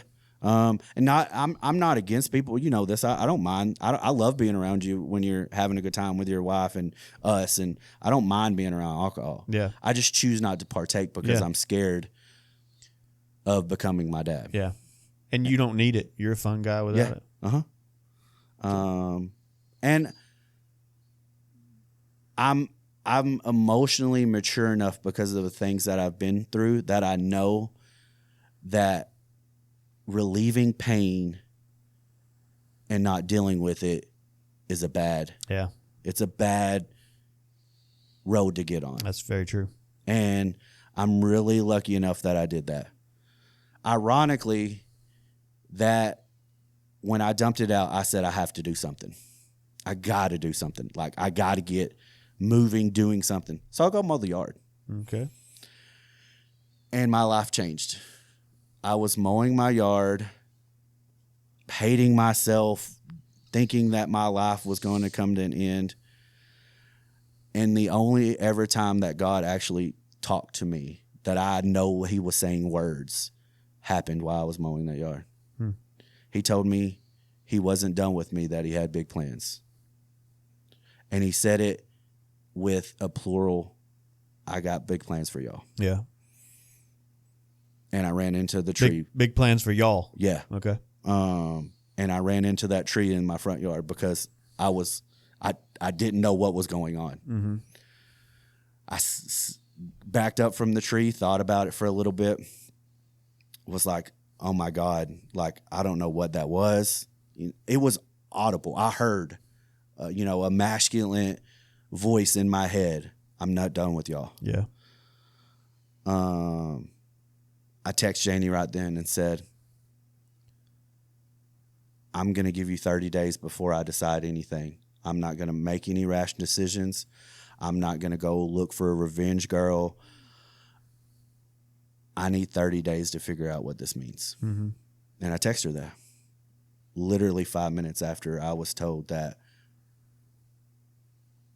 I had more that I was going to be able to give. Yeah.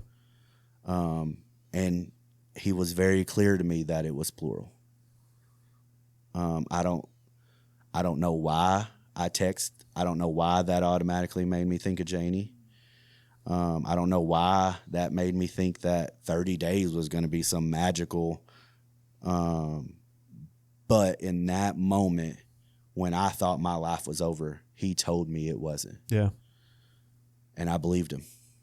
And lucky enough for me, he set some points on motion that caused that. And actually, within that 3 or 4 days, I started talking to Janie again at night. She was staying with a friend. I was like, I'm not promising you anything, but I got to understand what went wrong, what has been different from when that ended to what we are now, because I feel like I have something big in me. And I've felt that way since then. I was going to achieve something great. He told me I was. Yeah. Luckily for me, a good friend of ours, a good couple, invited us to church that following week. I think that they were the only people that knew that Janie, other than the person that Janie was living with, they were the only couple that knew anything about what was going on, that Janie was no longer in my house, that we had already started talking about divorce.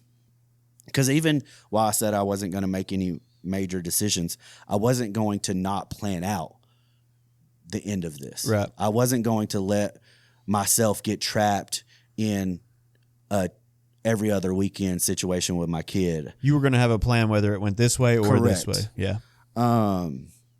So me and Janie are talking for about 3 or 4 days, and a good friend of mine, Brad Copeland, and his wife asked us to come to his house. He asked it in the perfect way because they made sure to let us know that there was a new pastor. Mm-hmm. And that was important for me because I didn't have the right feeling of the previous pastor. Yeah. And I don't know if that information wouldn't have been shared if I would have gone. Yeah. So Janie tells me this. I'm like, sure, let's go. We'll go together. We'll take Jubes. At that point, me and her are both very religious. We're just not very faithful. You know, we both are believers. I was raised Catholic. Been baptized since I was like 6 weeks old. I had been in a couple other denominational churches with friends for long periods of time. I was definitely a believer. I mean, my first tattoo was, Lord save me. A believer, but not very faithful. So I was like, hey, I think this is something we should do together. We were still living apart, but we went to that service that day. I think it was literally the following Sunday. So this is within about 7 days of my life changing. Can't tell you what that service said. I have no clue. But I can't tell you, but I had shivers and my wife had shivers the whole time. Yeah. I don't know if y'all had the air on like 5 degrees that day or if it was just the Holy Spirit saying, y'all need to change. Yep. She cried, I think, all service. And, I cried a little bit. I was mad a little bit. Jubes she had no idea what was going on. She knew we'd been fighting. And how old was she probably at this time? She's 9. Okay. She's 9. Knew her life had changed because she all of a sudden was staying at someone else's house. Yeah. With her mom. Dad wasn't there. Yeah.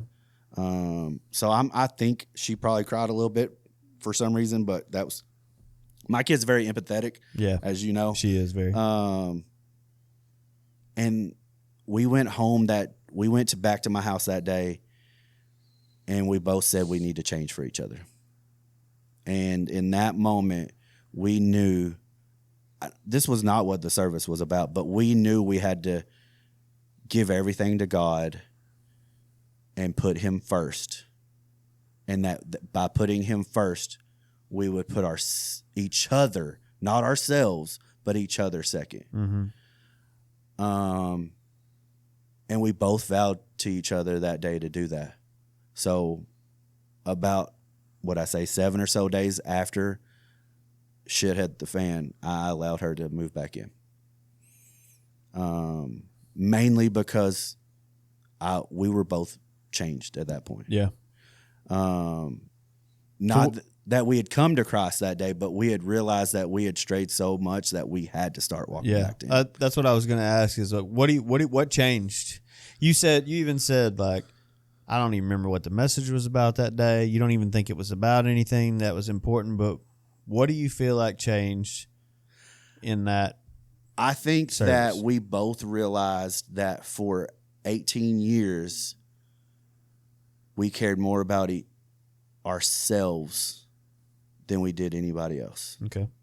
Our relationship was built, and I hate to say this, most are, on what can you give me? Not what we can build together. Other than our daughter, we didn't. I mean, we supported each other in athleticism, but we never talked about, being what each other needed. We never talked about. We didn't talk about a lot of things. Like I said, we talked more about our child than we ever talked about us. Yeah. We were great parents. I don't think in that 18 years we had but maybe 2 or 3 great couple years. Yeah. And I can say that now because I know what a good couple year looks like. But 7 days after I find out the devastating news, I allow her to move back in. And it was, like I said, it was mainly because God said in that message, whatever he said it to both of us because we felt the same way, that if you put me first, y'all will be better together. Yeah. And it's a message that we've held on to since then. At that moment, we vowed to try. She moved back in. And we sat down and we figured out a plan to heal. Okay. That required a lot of communication. Yeah. Lucky for us, we knew that it wasn't easy for us, so we figured out, all right, we got to break all the barriers. So we actually started we had a 30-minute shower time every night. And I know that sounds a little weird, but getting naked in a shower where there's nothing barrier and all you can do is talk. That was the rule. We would talk. Yeah. We let each other know how each other was feeling. We did it every night. So every night we were talking about something. We talked to a couple that we knew had gone through some struggles. They didn't tell us exactly what their struggles were, but they said this book really helped them. Can't remember the name of the book, but it was a religious couples book. Right. It talked a lot about God, but it hit us because it read and explained a lot of the differences between men and women, mm-hmm. and in how we think, perceive, and act. So, it talks about a lot of blue versus pink. Everything, when it was talking about a woman, it would say a pink person thinks like this. And it was talking about, and we read that book every night before the shower, mm-hmm. Until we read the whole book. It was like 30 days, I think. Yeah. And it really opened our eyes to each other's way of thinking, and through the communication in the shower, we told each other, hey, we finally told each other that I don't like this about you. This bugs me about you. I don't feel this way right now, mm-hmm. And just, it opened all this, but it also prevented us from taking a small piece of aggravation and making it a bigger one. Yeah. So like, one of her biggest pet peeves is like, I'm bad about saying you don't love me when you don't give me something I want, like whether it be sex or a cuddle or, and that tears her up inside. Gotcha. You would say jokingly or? Yes, very jokingly. Yeah. Because I'm not getting what I want. So I'm going to jokingly say something that is hurtful, but I don't really mean, but I kind of do in that moment. Yeah. Or, learning to, if I don't say it, it's going to build, and it's going to build. And then I'm going to yell at you for something stupid. Like, she's notorious for yelling at me because I forget to change out the laundry or something like that. And it usually doesn't start with that. Yeah. It usually starts with, hey, you didn't cuddle me last night on the couch. Mm-hmm. Like, I'm a firm believer on, I don't like sitting in different furniture. Mm-hmm. Couples should not do that. You should not be in the living room, not next to each other. All right, babe. Time to sell that. We just bought a new couch, and we bought it's basically dual recliners, but with a opposite sides. Yeah. Yep. And it has the divider. Yep. And we've always been a couple that's always sat together, right next to each other. And in the past, I don't know however long we've owned this furniture, 6 months. It seemed like a good idea when you bought it, but now we realize we don't sit together anymore. It's horrible. Yeah. So we started doing that. I won't say it was easy. I won't say that there are times that I still was so mad, so hurt. But I'm the type of person, if I make a commitment, I'm going to stick with it. Yeah. And I'd luckily learned what not to do from some of those couples that tried and failed previously. So I never brought it up again. When I was mad, I never yelled at her if I was mad about that. Yeah. Because what would that have solved? How does bringing up something that I said I was going to try to forgive her for help? Yeah. Now, I won't say that she didn't know sometimes. When your husband wakes up in a cold sweat with his heart beating 150 miles an hour, and he's crying, mm-hmm. she knew what that was about. Yeah. But I wouldn't take it out on her. You know, I wouldn't get mad when the TV show showed an affair. I was hurting, but what would that have helped? Yeah. So, I think that's where a lot of couples that are fighting they say they're going to do something like, I'm going to forgive you, or we're going to work for this. and they don't know how to stop letting their emotions take over. And like I said before, I'm lucky that I have matured very emotionally, that I know when to calm myself down, or I know when to shut myself up, or I know when to get my wife and kid out of the house because it's not safe for them in there. Yeah. You know, and I don't think if I would have had that characteristic, and a lot of that was from understanding that and trying to figure out how to not let my dad hurt me. So because I was put in bad situations where I wanted to learn not to break down, not to let him affect me, I learned how to control that. Gotcha. And that really helped me in this dark time. So you're looking at 5 years since roughly since you found out about the infidelity. What would you say now your thoughts are on it? Is it something that still bothers you? Have you forgiven her? She is completely forgiven.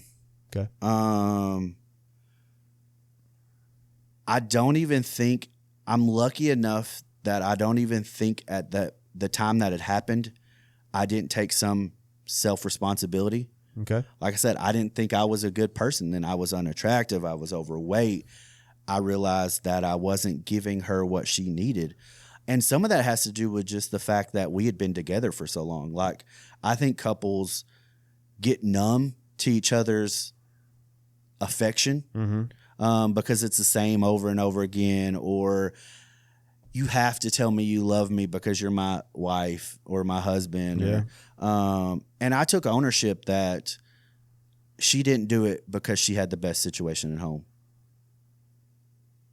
You know, so I have to take a little bit of blame of that. And I did that early on. So I think that's big of you. And we just had Keith on a couple episodes ago, and he talked about him stepping out on his marriage. Yep. And a lot of it was because his wife was working and working in her business, not going to school, but working in her business. She became very busy with that.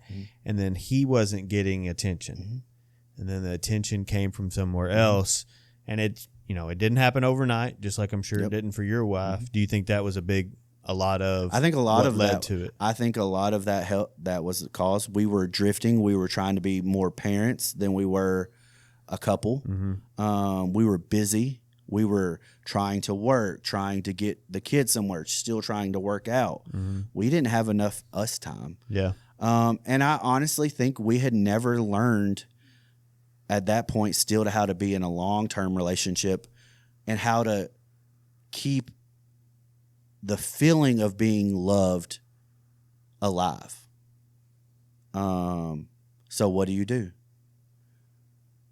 If someone presents you with something and it's not what you have at home. Yeah. Or if it's what you're looking for, but you're not getting it. But like I said, it was my job as her husband to provide that for her. Yeah. And I'll take credit that I wasn't. Wasn't that I wasn't doing it intentionally or anything like that. We just weren't good enough at communicating. We were not putting the hierarchy of what matters or what should be our focus in the right hierarchy. In the right order. Yeah. So, I mean, I think a lot of my ability to at least not blame her 100% helped us. I think that also allowed forgiving a little bit easier, because that was the original question. Yeah. I can't tell you that I still don't hurt every once in a while. It's a lot less than it was the year before and the year before that and the year before that. But scars, this was a wound that cut really, really deep. It's never going to not be noticeable. Yeah. It's never going to go away. I have to be okay with that. Yeah. I have to be okay that TV show, because you can't have a TV show now without infidelity, is going to trigger something.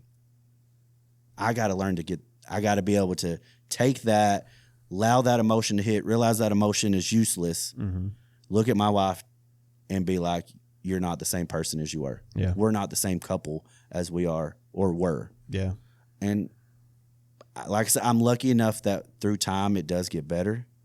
I was lucky that I acknowledged those things early on.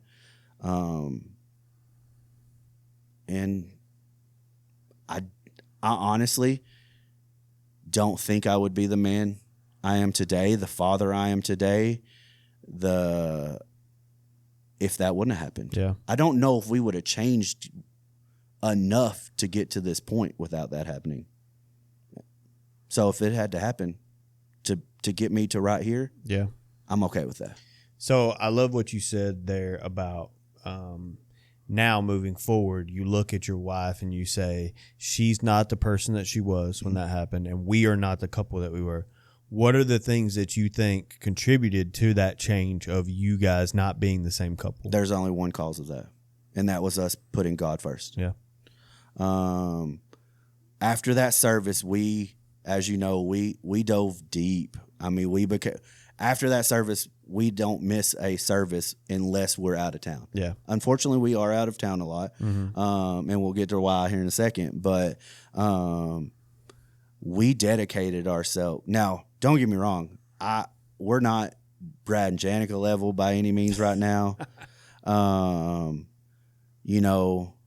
But we know how the hierarchy is supposed to go. God, wife or husband, child. Yeah. And we follow that very sternly now. Yeah. Another thing that I feel like, this is just me as your friends, seeing one thing that I feel like really contributed to you guys' health and growth and healing is the circumstances around you, primarily like the people that you were hanging out with. Yeah. Our whole friend group has changed. We don't hang out with people that are going through struggles into the point in a relationship issue. Yeah. So if we look back when the infidelity happened, me and you talked a little bit about this before, what was going on in our gym. There was several couples who were going through infidelity problems, going through relationship problems, going through divorces, and y'all are surrounded by that. She's surrounded by that. And then once you found out this has happened, at that point, y'all were kind of isolated as couples. I even remember we didn't hang out hardly as much or anything. And then when it happens, and then when you find out in 2019 that it happens, not long after, we invite you guys to church. And not long after that, you started coming to our small group.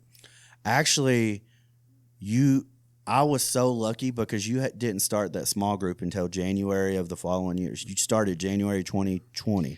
Well, the main small group. We already had the small group, but it changed and started differently. So we start going, and this is a good topic because this leads me into God giving me a purpose. Yeah.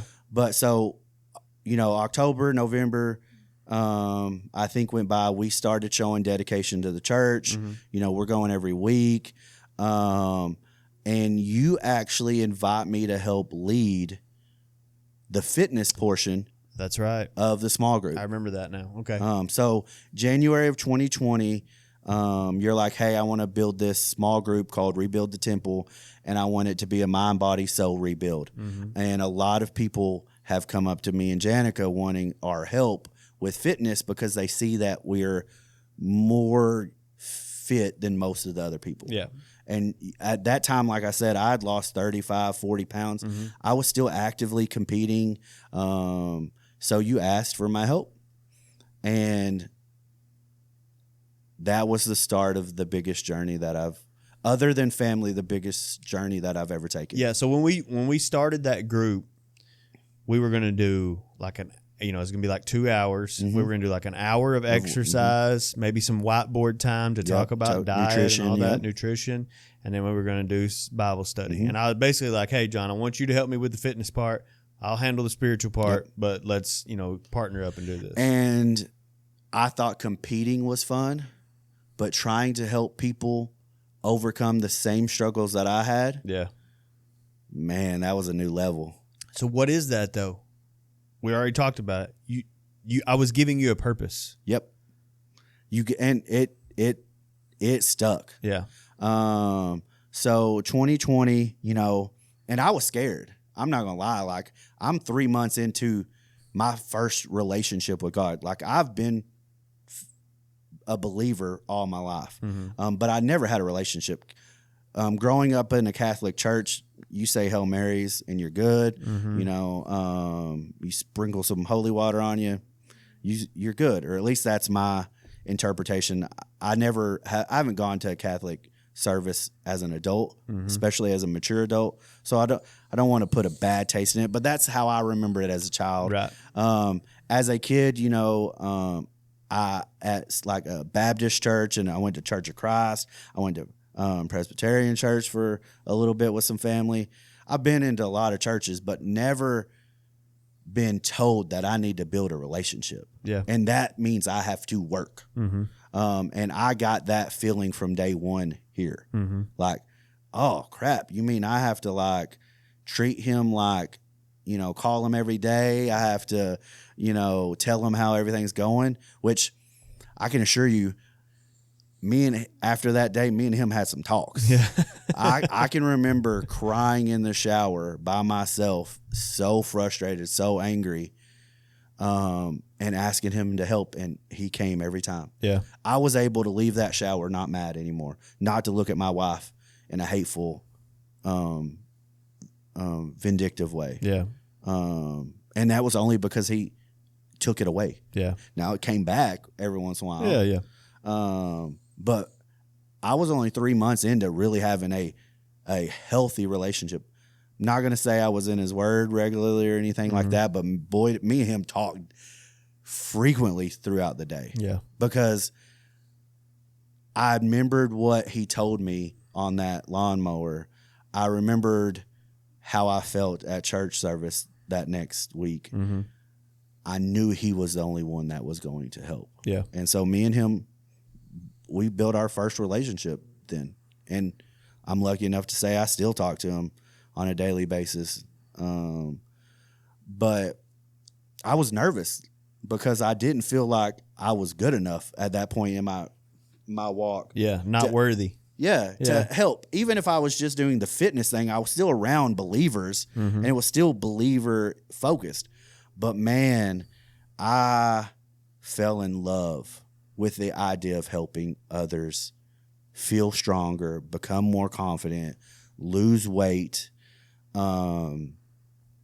gain a sense of themselves that they never had before. Yeah. I remember you've talked about this earlier, but unfortunately, 2020 was a crazy year, and later within that year, you know, COVID started happening.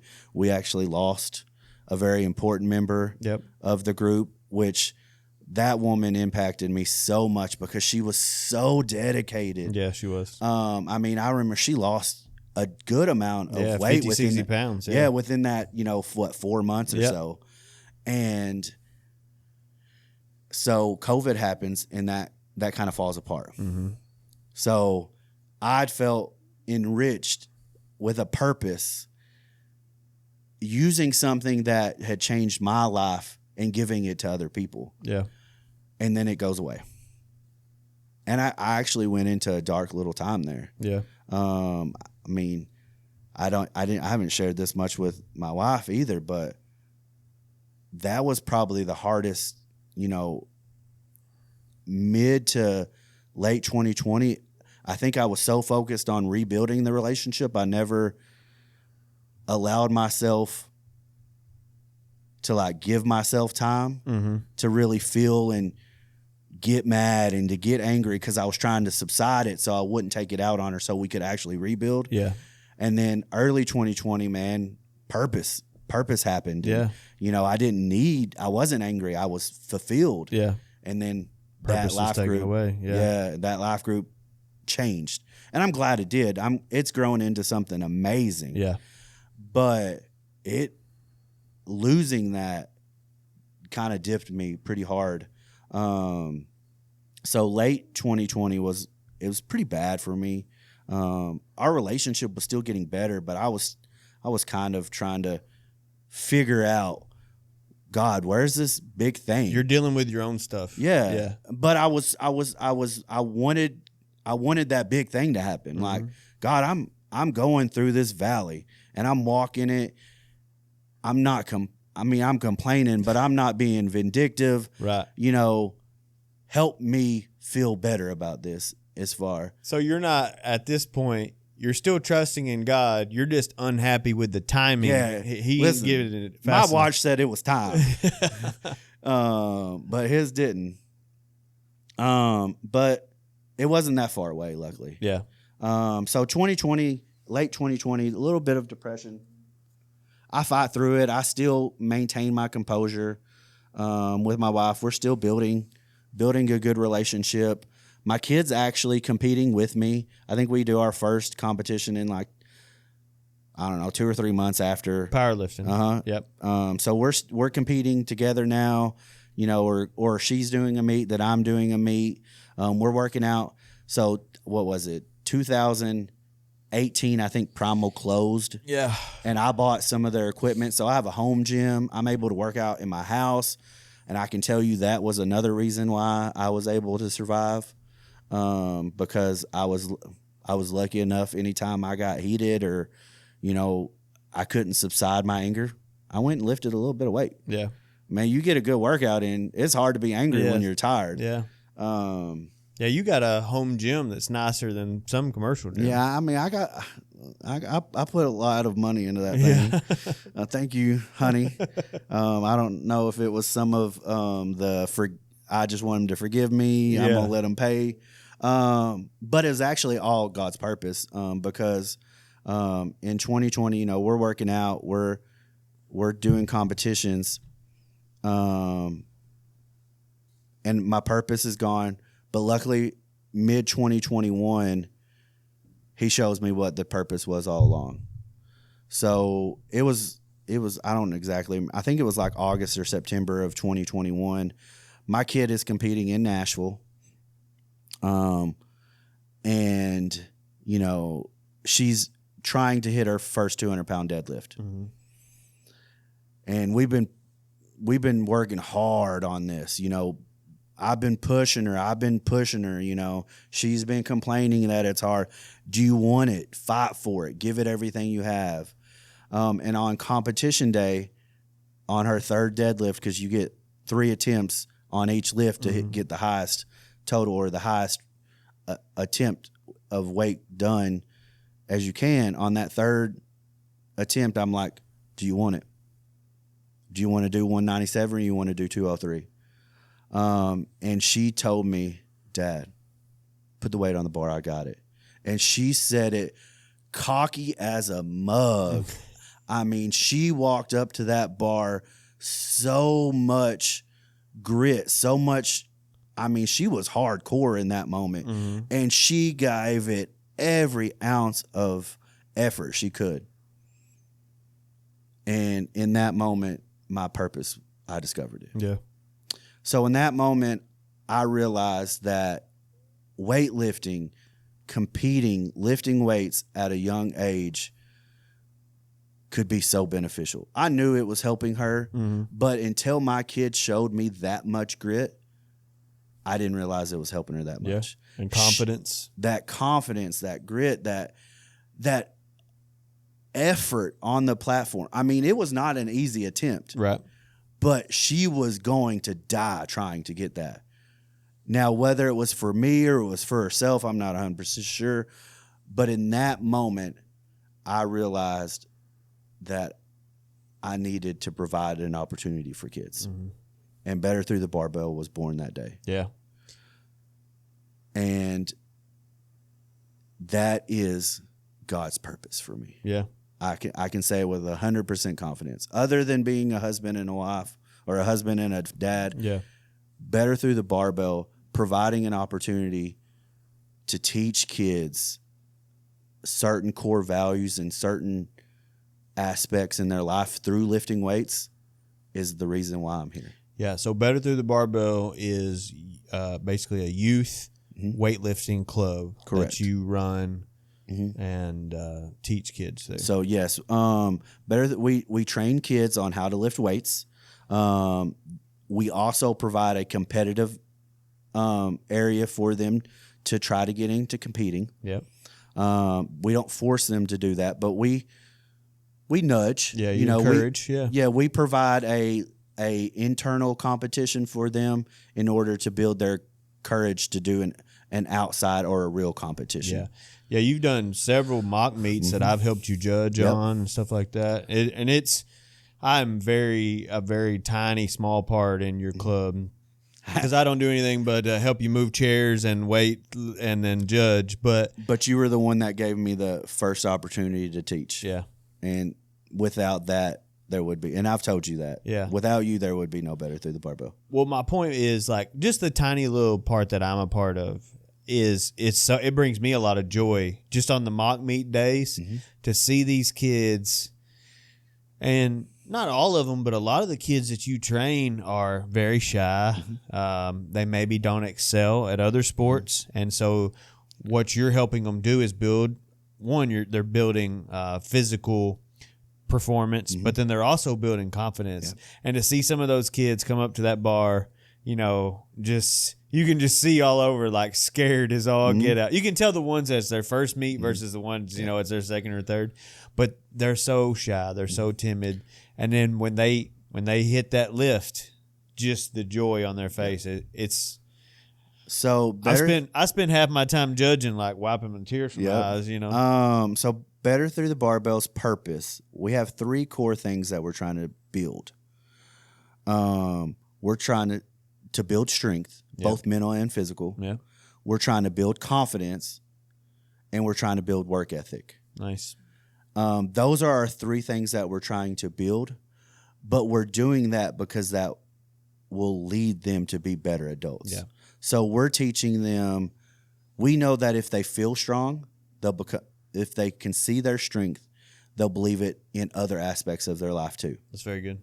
And once you find that you're strong and your confidence builds, you're willing to work harder. And once you're willing to work harder, you're willing to dream bigger. And that's one of the biggest things that, while I might not talk about, but it's the major goal for them. Yeah. For too many years, when I felt weak, I wasn't able to dream big. And until I knew that I could accomplish something that I didn't think I could, I wasn't able to dream of more. Yeah. And that's what I'm trying to give to these kids. Yeah. That's good. I want them to believe in themselves and to believe that their limitations are as little as they'll allow them to be. And I do think the barbell is the best teacher for that because it is very intimidating. It fights back. Gravity is a mother. Yeah. I mean, it is designed to take you down. And through lifting weights, you can find out how to battle. And we said this before, everybody's going to go through wars in their life. Yep. I've been through quite a few of them. And so my job in this club is not to coddle them and say, oh, nothing's ever going to go wrong. I tell them, man, it's going to be hard. And some of these kids know it's going to be hard. Yeah. Because of what we've had to go through. So the concept of Better Through the Barbell was born in that day at that competition, but it was tested before it ever got off the ground by the enemy very, very quickly. Yeah. So when I decided to build this or try to get it up and going, I went to a good friend of ours, Leah Klumper. She was the CrossFit owner of the gym. Yeah. And told her what I wanted to do. Was like, hey, I need a space to do this. Would you provide your gym? Jumped on board very, very quickly. Yeah. And I can tell you from first that helped me so much fight my fear of building this. Confirmation. Yeah. Yeah. And not only that, but from an expert in the field, someone that we have respected for a long time that, had built this gym, been living fitness. And she was like, hey, I'm even going to have to get my daughter in this. Yeah. Her oldest daughter is one of your best lifters. I mean, she's strong. And so does she hold some national records now? No, she holds quite a few states, though. State records. She is actually the 3rd place national ranked lifter last year at nationals. Nice. So she competed against about 8 people in Louisiana in March of this year and came out 3rd place. Very nice. But great job, Gracie. Yeah, I know. Good job, Grace. But so I was scared, but I knew I could do it. Yeah. Like I knew this was what God had told me that day Mm-hmm. when I accidentally ran over the tree. And then I got confirmation from Leah being able to use her place. Yeah. But a month and a half later, that place was lost. Yeah. Got in the tornado. Up. Yeah. And for about 2 or 3 days, I was like, "Oh crap! There goes the dream." Yeah. And luckily, like I said, God had a plan, and He had someone beside me that said, "Honey, just do it in the garage," and that was my wife. Yeah. And I, for as smart as I am, never thought that. Like, but she was the first person that said, "You can do it there. You have all the equipment, you know." And I was like, "I can do that. You know, that's our home. Yeah. Like, you know, you're giving me permission to bring this." I was like, "Do you know what? That's going to be people in and out. That's, you know, honey, you want to build this. Mm-hmm. You have what you need." And I don't think that garage gym was designed for me. It was designed for me to start that there. Yeah. God put that in my life because I built this 3 years before the Barbell Club was ever designed. Mm-hmm. But he knew that there'd be a time that I needed that for more than just me. Yeah. And honestly, it really helped me kind of control the atmosphere. But yeah, I almost didn't start the barbell because I lost the building. But luckily, my wife, being wiser than I am sometimes, reminded me. Sometimes it just takes a different set of eyes to look at the situation. And that's what a couple's supposed to do for you. I was about to say that. You know, that's why it's so important for us to have that person in our lives. And honestly, for her to allow it to come into our home, it was a big deal for me. Like my wife is very private. Yeah, no new friends. Yeah, that Drake in that song is her life motto. Yeah. But yeah, she insisted, and we started that January of 2022 with 12 kids in the garage, lifting 4 days a week. They were coming twice a week. And it's the most amazing thing that I've ever done that wasn't directly related to my family. Mm-hmm. You know, I see kids that aren't athletic, that have never played a sport like me, and they're finding this sport, this confidence, this new vision of themselves because of the opportunity that I've been allowed to give them. Yeah. You know, I have a huge spot for non-traditional athletes, and I'm so lucky that the organization is targeting them and finding them. Don't get me wrong, I love the lifters like Gracie and Miss K that are just beasts. You know, I will train them all day long.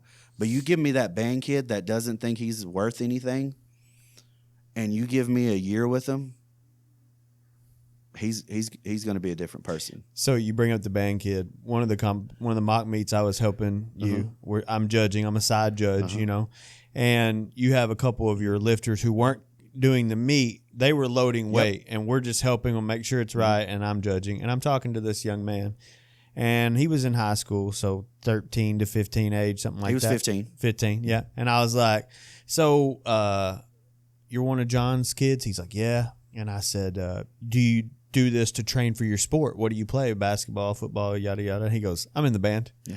And He's a governor band student now. Yeah. Because he got so much confidence in himself through lifting that he was willing to put himself out there even more and try to become a governor level band.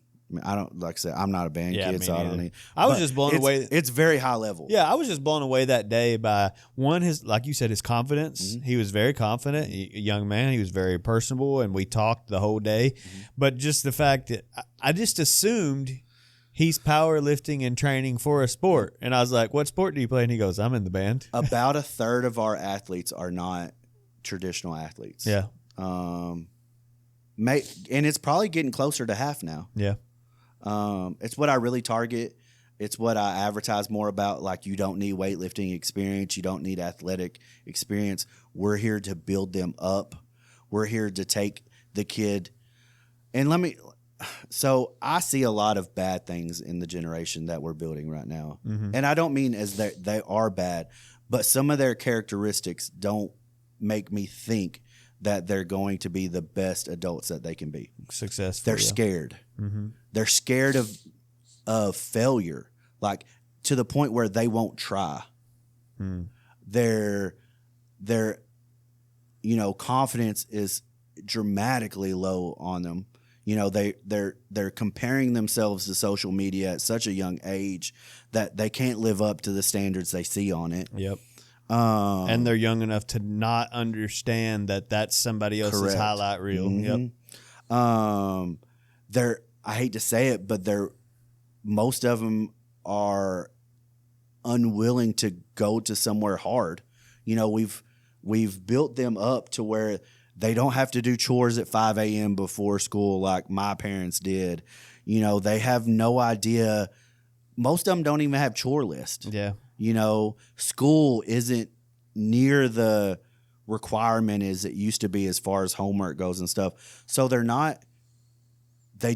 never been taught how to go hard and do something hard and not shy away from it. Yeah. How to push through uncomfort. Yes. And that is the things that I'm bound and determined to force them to experience, even if it costs me a couple students. Yeah.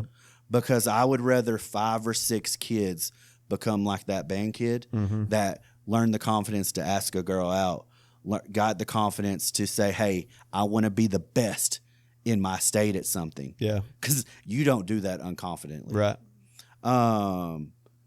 Then I would have 30 students gain 15 pounds on their deadlifts. I don't care about that. I don't care what they lift. Yeah. I care about who they become. Yeah.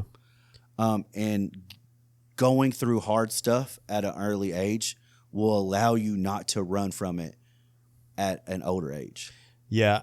If I'm thinking back how much I wish there was something like that in my life, because I was not an athlete growing up in school. And then I eventually joined the military. And the first really hard thing I went through physically, now I'd already been through a lot of emotional, because my dad was a hard guy. I mean, he disciplined hard and he wasn't afraid to do it. So emotionally, I'd been through some difficult things, but physically, I'd not been through any things that really pushed me. Mm-hmm. I wasn't an athletic kid, but I wasn't a fat kid or anything like that. I could pretty much do anything I wanted. Mm-hmm.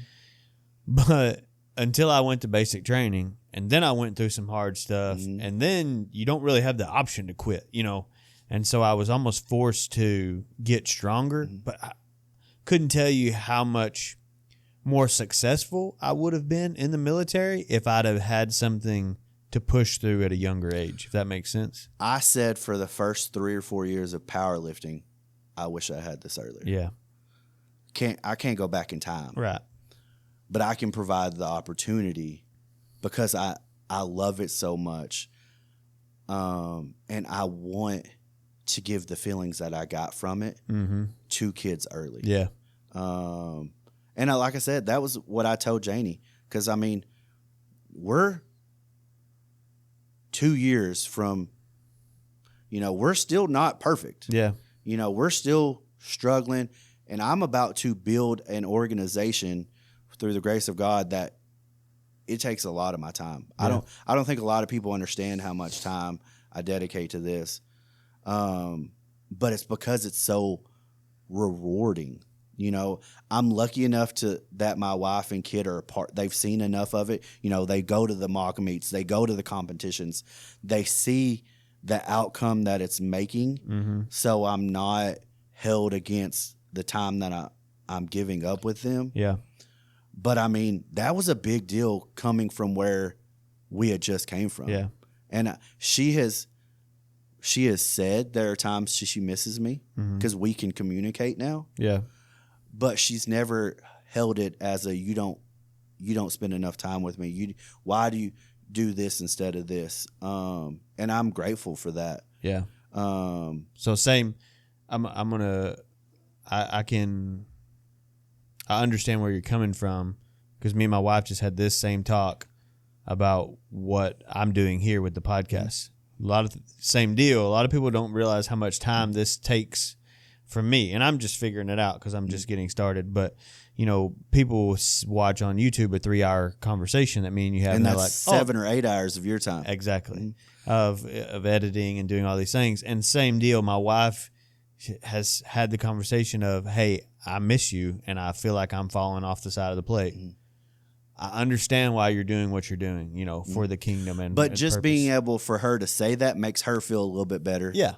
And it changed, like, as someone that's finally learned to communicate and become a better husband, spouse, whatever you want to call me, I acknowledge it, and then I try to figure out ways that I can do more for her. Yeah, so good point that you brought up. Without communication, let's just face it, men are not always the brightest bulbs, right? So without the communication, I might think everything's fine. Mm-hmm. You might think everything's fine, Mm-hmm. Hey, she's told me I could do that. When I brought this up to my wife, I want to start a podcast, she was like, actually, I made it a goal. I wrote on a Christmas ornament, last Christmas. And then when she asked what I wrote, I was like, it's stupid, And then when I told her, she was like, that's a great idea. Of course you should do that. So I'm already thinking, well, she's gave me the okay. Everything that required is acceptable. Right.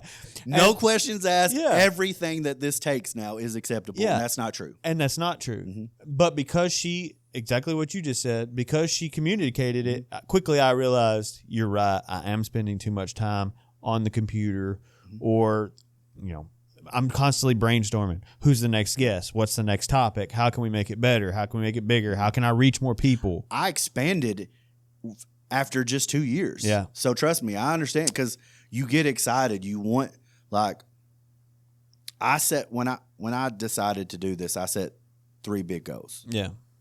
It was going to be, hey, we're going to grow enough to where we can compete. Like, competing and going to high school nationals was a big deal to me, because high school nationals is a competition where over 700 kids in high school are going. So this was my way of providing a opportunity for kids to meet other kids that loved the same thing they did. Yeah. Because for me, I talk to more power lifters through social media than I do friends in my own community sometimes. Yeah, that's a big thing with social media. That's a big good. That is about the only good. Yeah. Now you have people all over the country. And with that, I wanted to give kids the opportunity to talk to someone, to make a friend with someone that they could yell about Johnny at school, and those people didn't have the risk of telling them because they didn't know who Johnny was, but they had a Johnny at their school too. So then they could communicate their complaint to you, and you could build a bond. And we both know this: your high school friends aren't your adult friends, but the friends that but the friends that have the same core desires and dreams and hobbies, they stay your friends longer. Yeah, and I want them to build that. And so high school nationals was one. I wanted to expand. My goal is to have this in 3 local areas, Mayfield, Murray, and Paducah. Mm-hmm. Luckily for me, Mayfield went really well. We averaged 20 to 30 students at a time, which is all that I want. Yep. And so in 2022, I was determined to go to the next town. Paducah was the best fit. I already had a gym that was okay with it. They'd let us do a mock meet there. They were all on board for it. We just had to raise the money and buy the equipment, and we were able to do that. And she was like, she was hesitant because she was like, what does that mean? God provided me other coaches that loved the sport, loved what they saw it was doing for the kids. They were at least active in the sport. They had competed. Mm-hmm. They became assistant coaches. Everything was falling in place due to God's grace and provision that these dreams and aspirations could fit. And my wife was on board so much that she could say, you can do this. It's not going to be easy. Mm-hmm. I'm going to be there for you, but you still have to remember you have a duty to me and your child as well. And those are things that I need to hear. Yeah. Because don't get me wrong, there are times where, unfortunately, I'm thinking about someone else's kid more than mine because they have their first meet this weekend or something like that. And I need to be checked every once in a while. This is God's purpose other than the purpose that he gave me as a husband and father. Those are still first. Those are still first, yes. Mm-hmm. And then sometimes we got to have that reminder. Mm-hmm. If you become passionate about your purpose, you need your person to be able to say, hey, don't forget about me. I'm falling off the edge of the plate. To which I'm like, you're right. I apologize. I adjust and move on. And luckily, we're strong enough right now that we can do that, and it's not hard. Now your wife is involved in the club. She's extremely involved because I know the couple of meets that I've went and judged for you. She knows all the kids' names. Yep. She's doing the scorecards for you. I mean, she goes to every competition with us. She helps. She sets up your merch booth and stuff like that. I couldn't do this without her. Yeah. I wouldn't have even thought it was possible if I wouldn't have forgave her and still had her in my life. Yeah.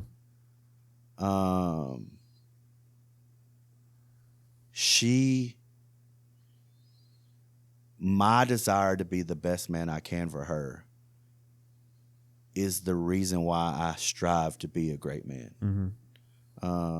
And part of being a great man is giving what you have in abundance, not being selfish, giving. And for me, my abundance is the passion and the drive to build kids up stronger than they are, both physically and mentally. Yeah. Because I know what that's like. I know what being weak-minded, being unconfident, being scared because you don't feel like you're good enough is like. And I've overcame that. Yeah. And so my abundance is trying to help kids do the same. Yeah. And she makes me want to give that. So something I want to talk about, and this ties the barbell and the infidelity together. Let's look back now that we're here and we see where you guys are now. Your purpose or your calling that God has laid out for you, what you're doing. But then the thing that you went through before you got there. If you had given up on your relationship with your wife, which you were justified to do. Mm-hmm. Biblically, infidelity is something you can get a divorce from, right? It says you can, but it doesn't say you have to. Correct. Nor does it say you should. Yep. It just says you can. Yep. It's accepted. If you had given up, I want to use that word because I feel like a lot of times we give up too easily on things. When things get hard, we give up.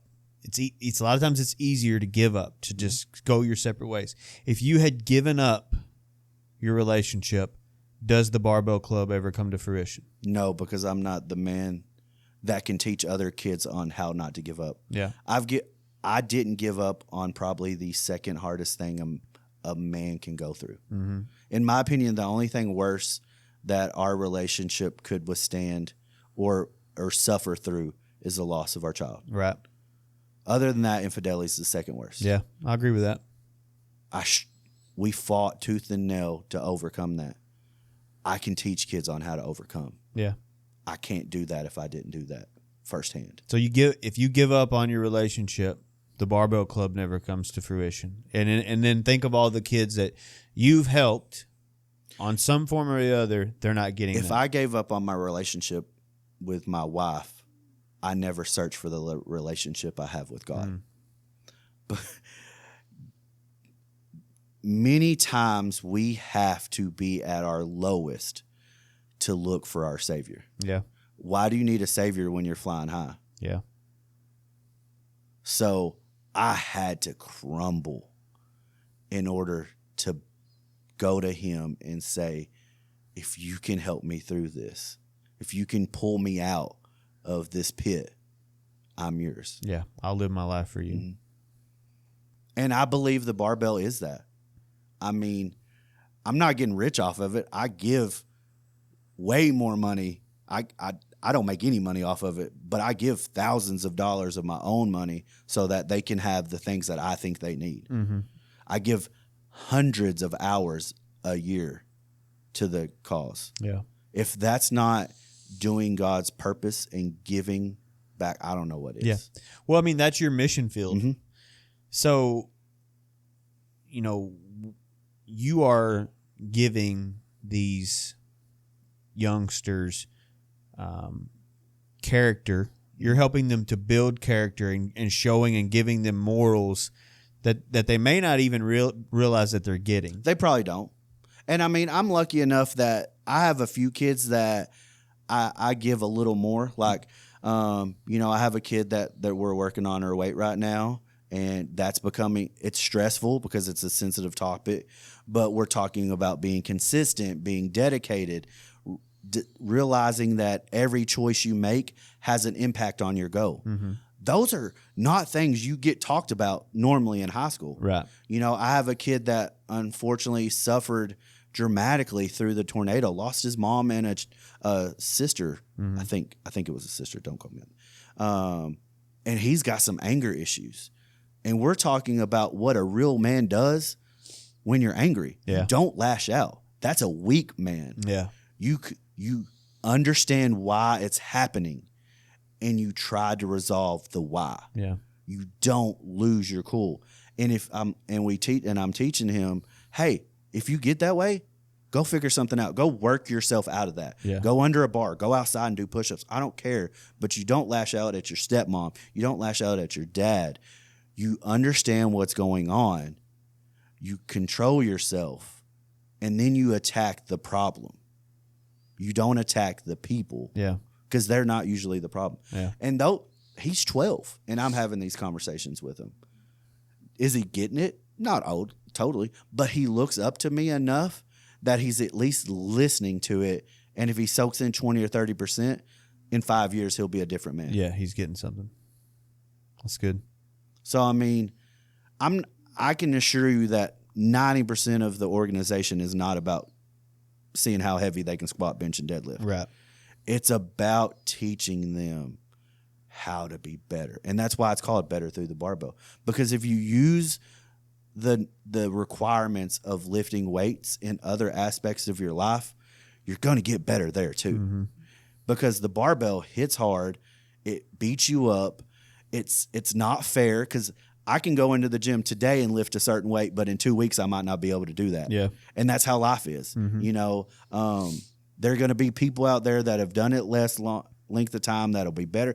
I mean, there's just so much that sport and that activity can teach you that as long as you apply it to the rest of your life is going to get better. The consistency, like how many kids give up on something 2 days in? A lot. Yeah, I didn't like it today. You haven't done it long enough to know if you like it. Right. You just are tired because you've been playing Xbox. Yeah. And now I made you do 50 sit-ups. You're dead. Yeah. Suck it up. Give it a month. Give it 2 months. And that's what I tell a lot of the parents. I was like, if you're going to let your kid quit after 2 days because this is not something he's going to love from day one. Right. It's going to take 6 or 8 weeks. When I show him how much he can build in 6 or 8 weeks, he'll start liking it then. Yeah. So, I mean, I have that conversation with the parents.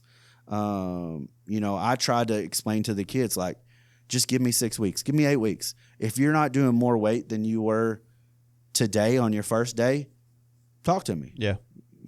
But I can promise you give me 6 hard weeks of just doing as I ask, you'll be better than you were. Mm-hmm.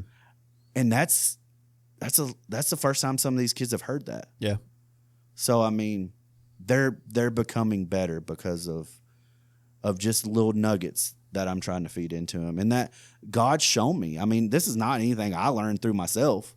This is the lessons that he's had to put me through in order to figure it out. And I'm just sharing the knowledge sooner. Yeah. Unfortunately, most of the time, the biggest lessons we learn are from the trials that we go through. And I know that it sucks, and a lot of times it's not fair. Life isn't fair, and we want to ask why, but then I'm just going to use, because we're talking about your life today, I'm going to use you for example.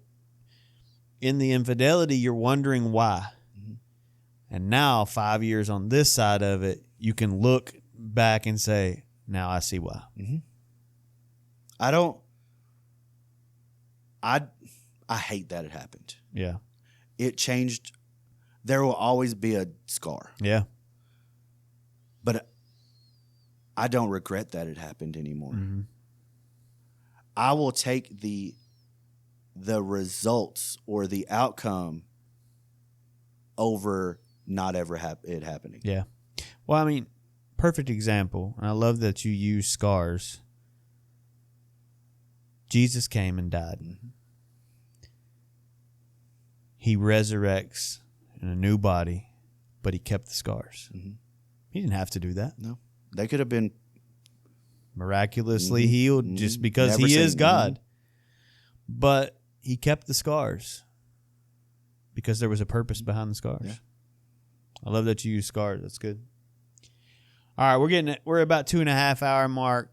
I want to wrap it up unless you had something else. But I just want you to kind of tie all this up, and we have kind of already. But what are some takeaways that you have from this traumatic event in your life? What are some things that you're like, yes, because of this, I'm this, or I could have done this a little bit better?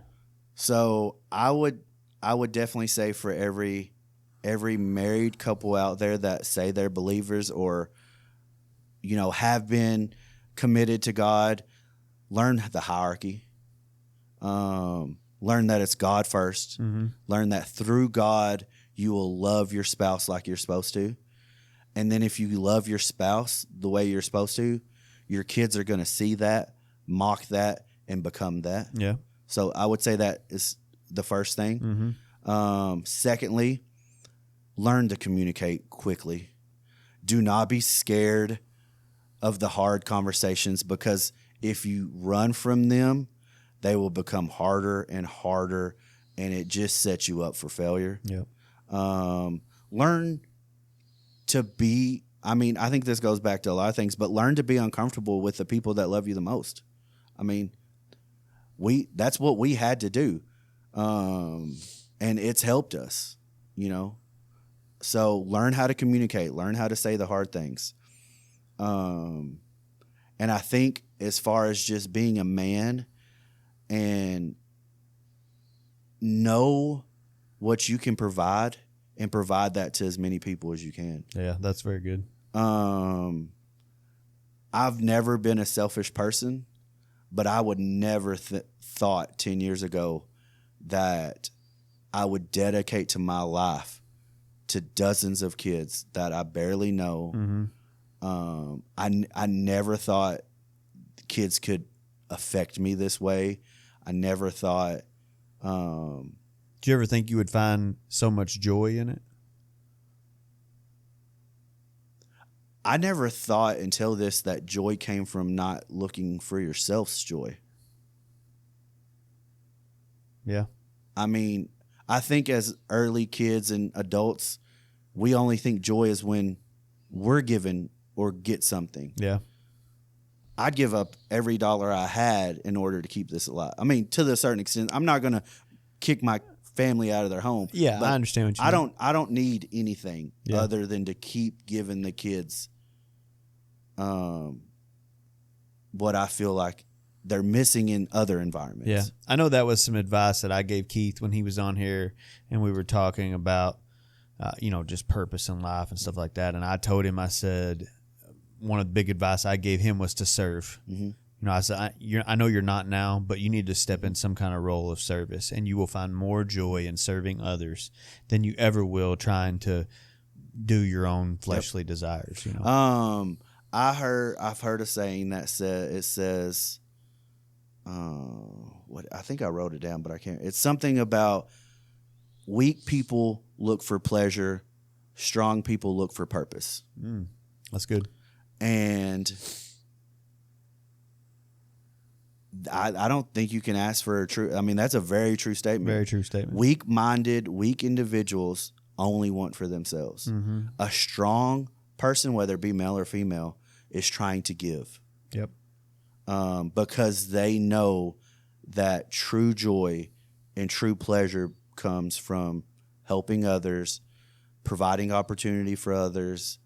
And honestly, there's just a point to where you feel good because you know at the end of the day, you're not worried about yourself. Mm-hmm. You're not going to give in to the simple things because you're above that now. Yeah. So, I mean, like I said, I think finding your purpose, being patient with that, because it's not going to come overnight. You're not going to ask God, "Hey, God, I need purpose." Yeah. And then tomorrow. Yeah. Yeah. You got it. Now he'll give you nuggets and he'll build you. Like if it wouldn't have been for the small group, I wouldn't have been ready for teenage groups. Yeah. Right. He'll give you the path.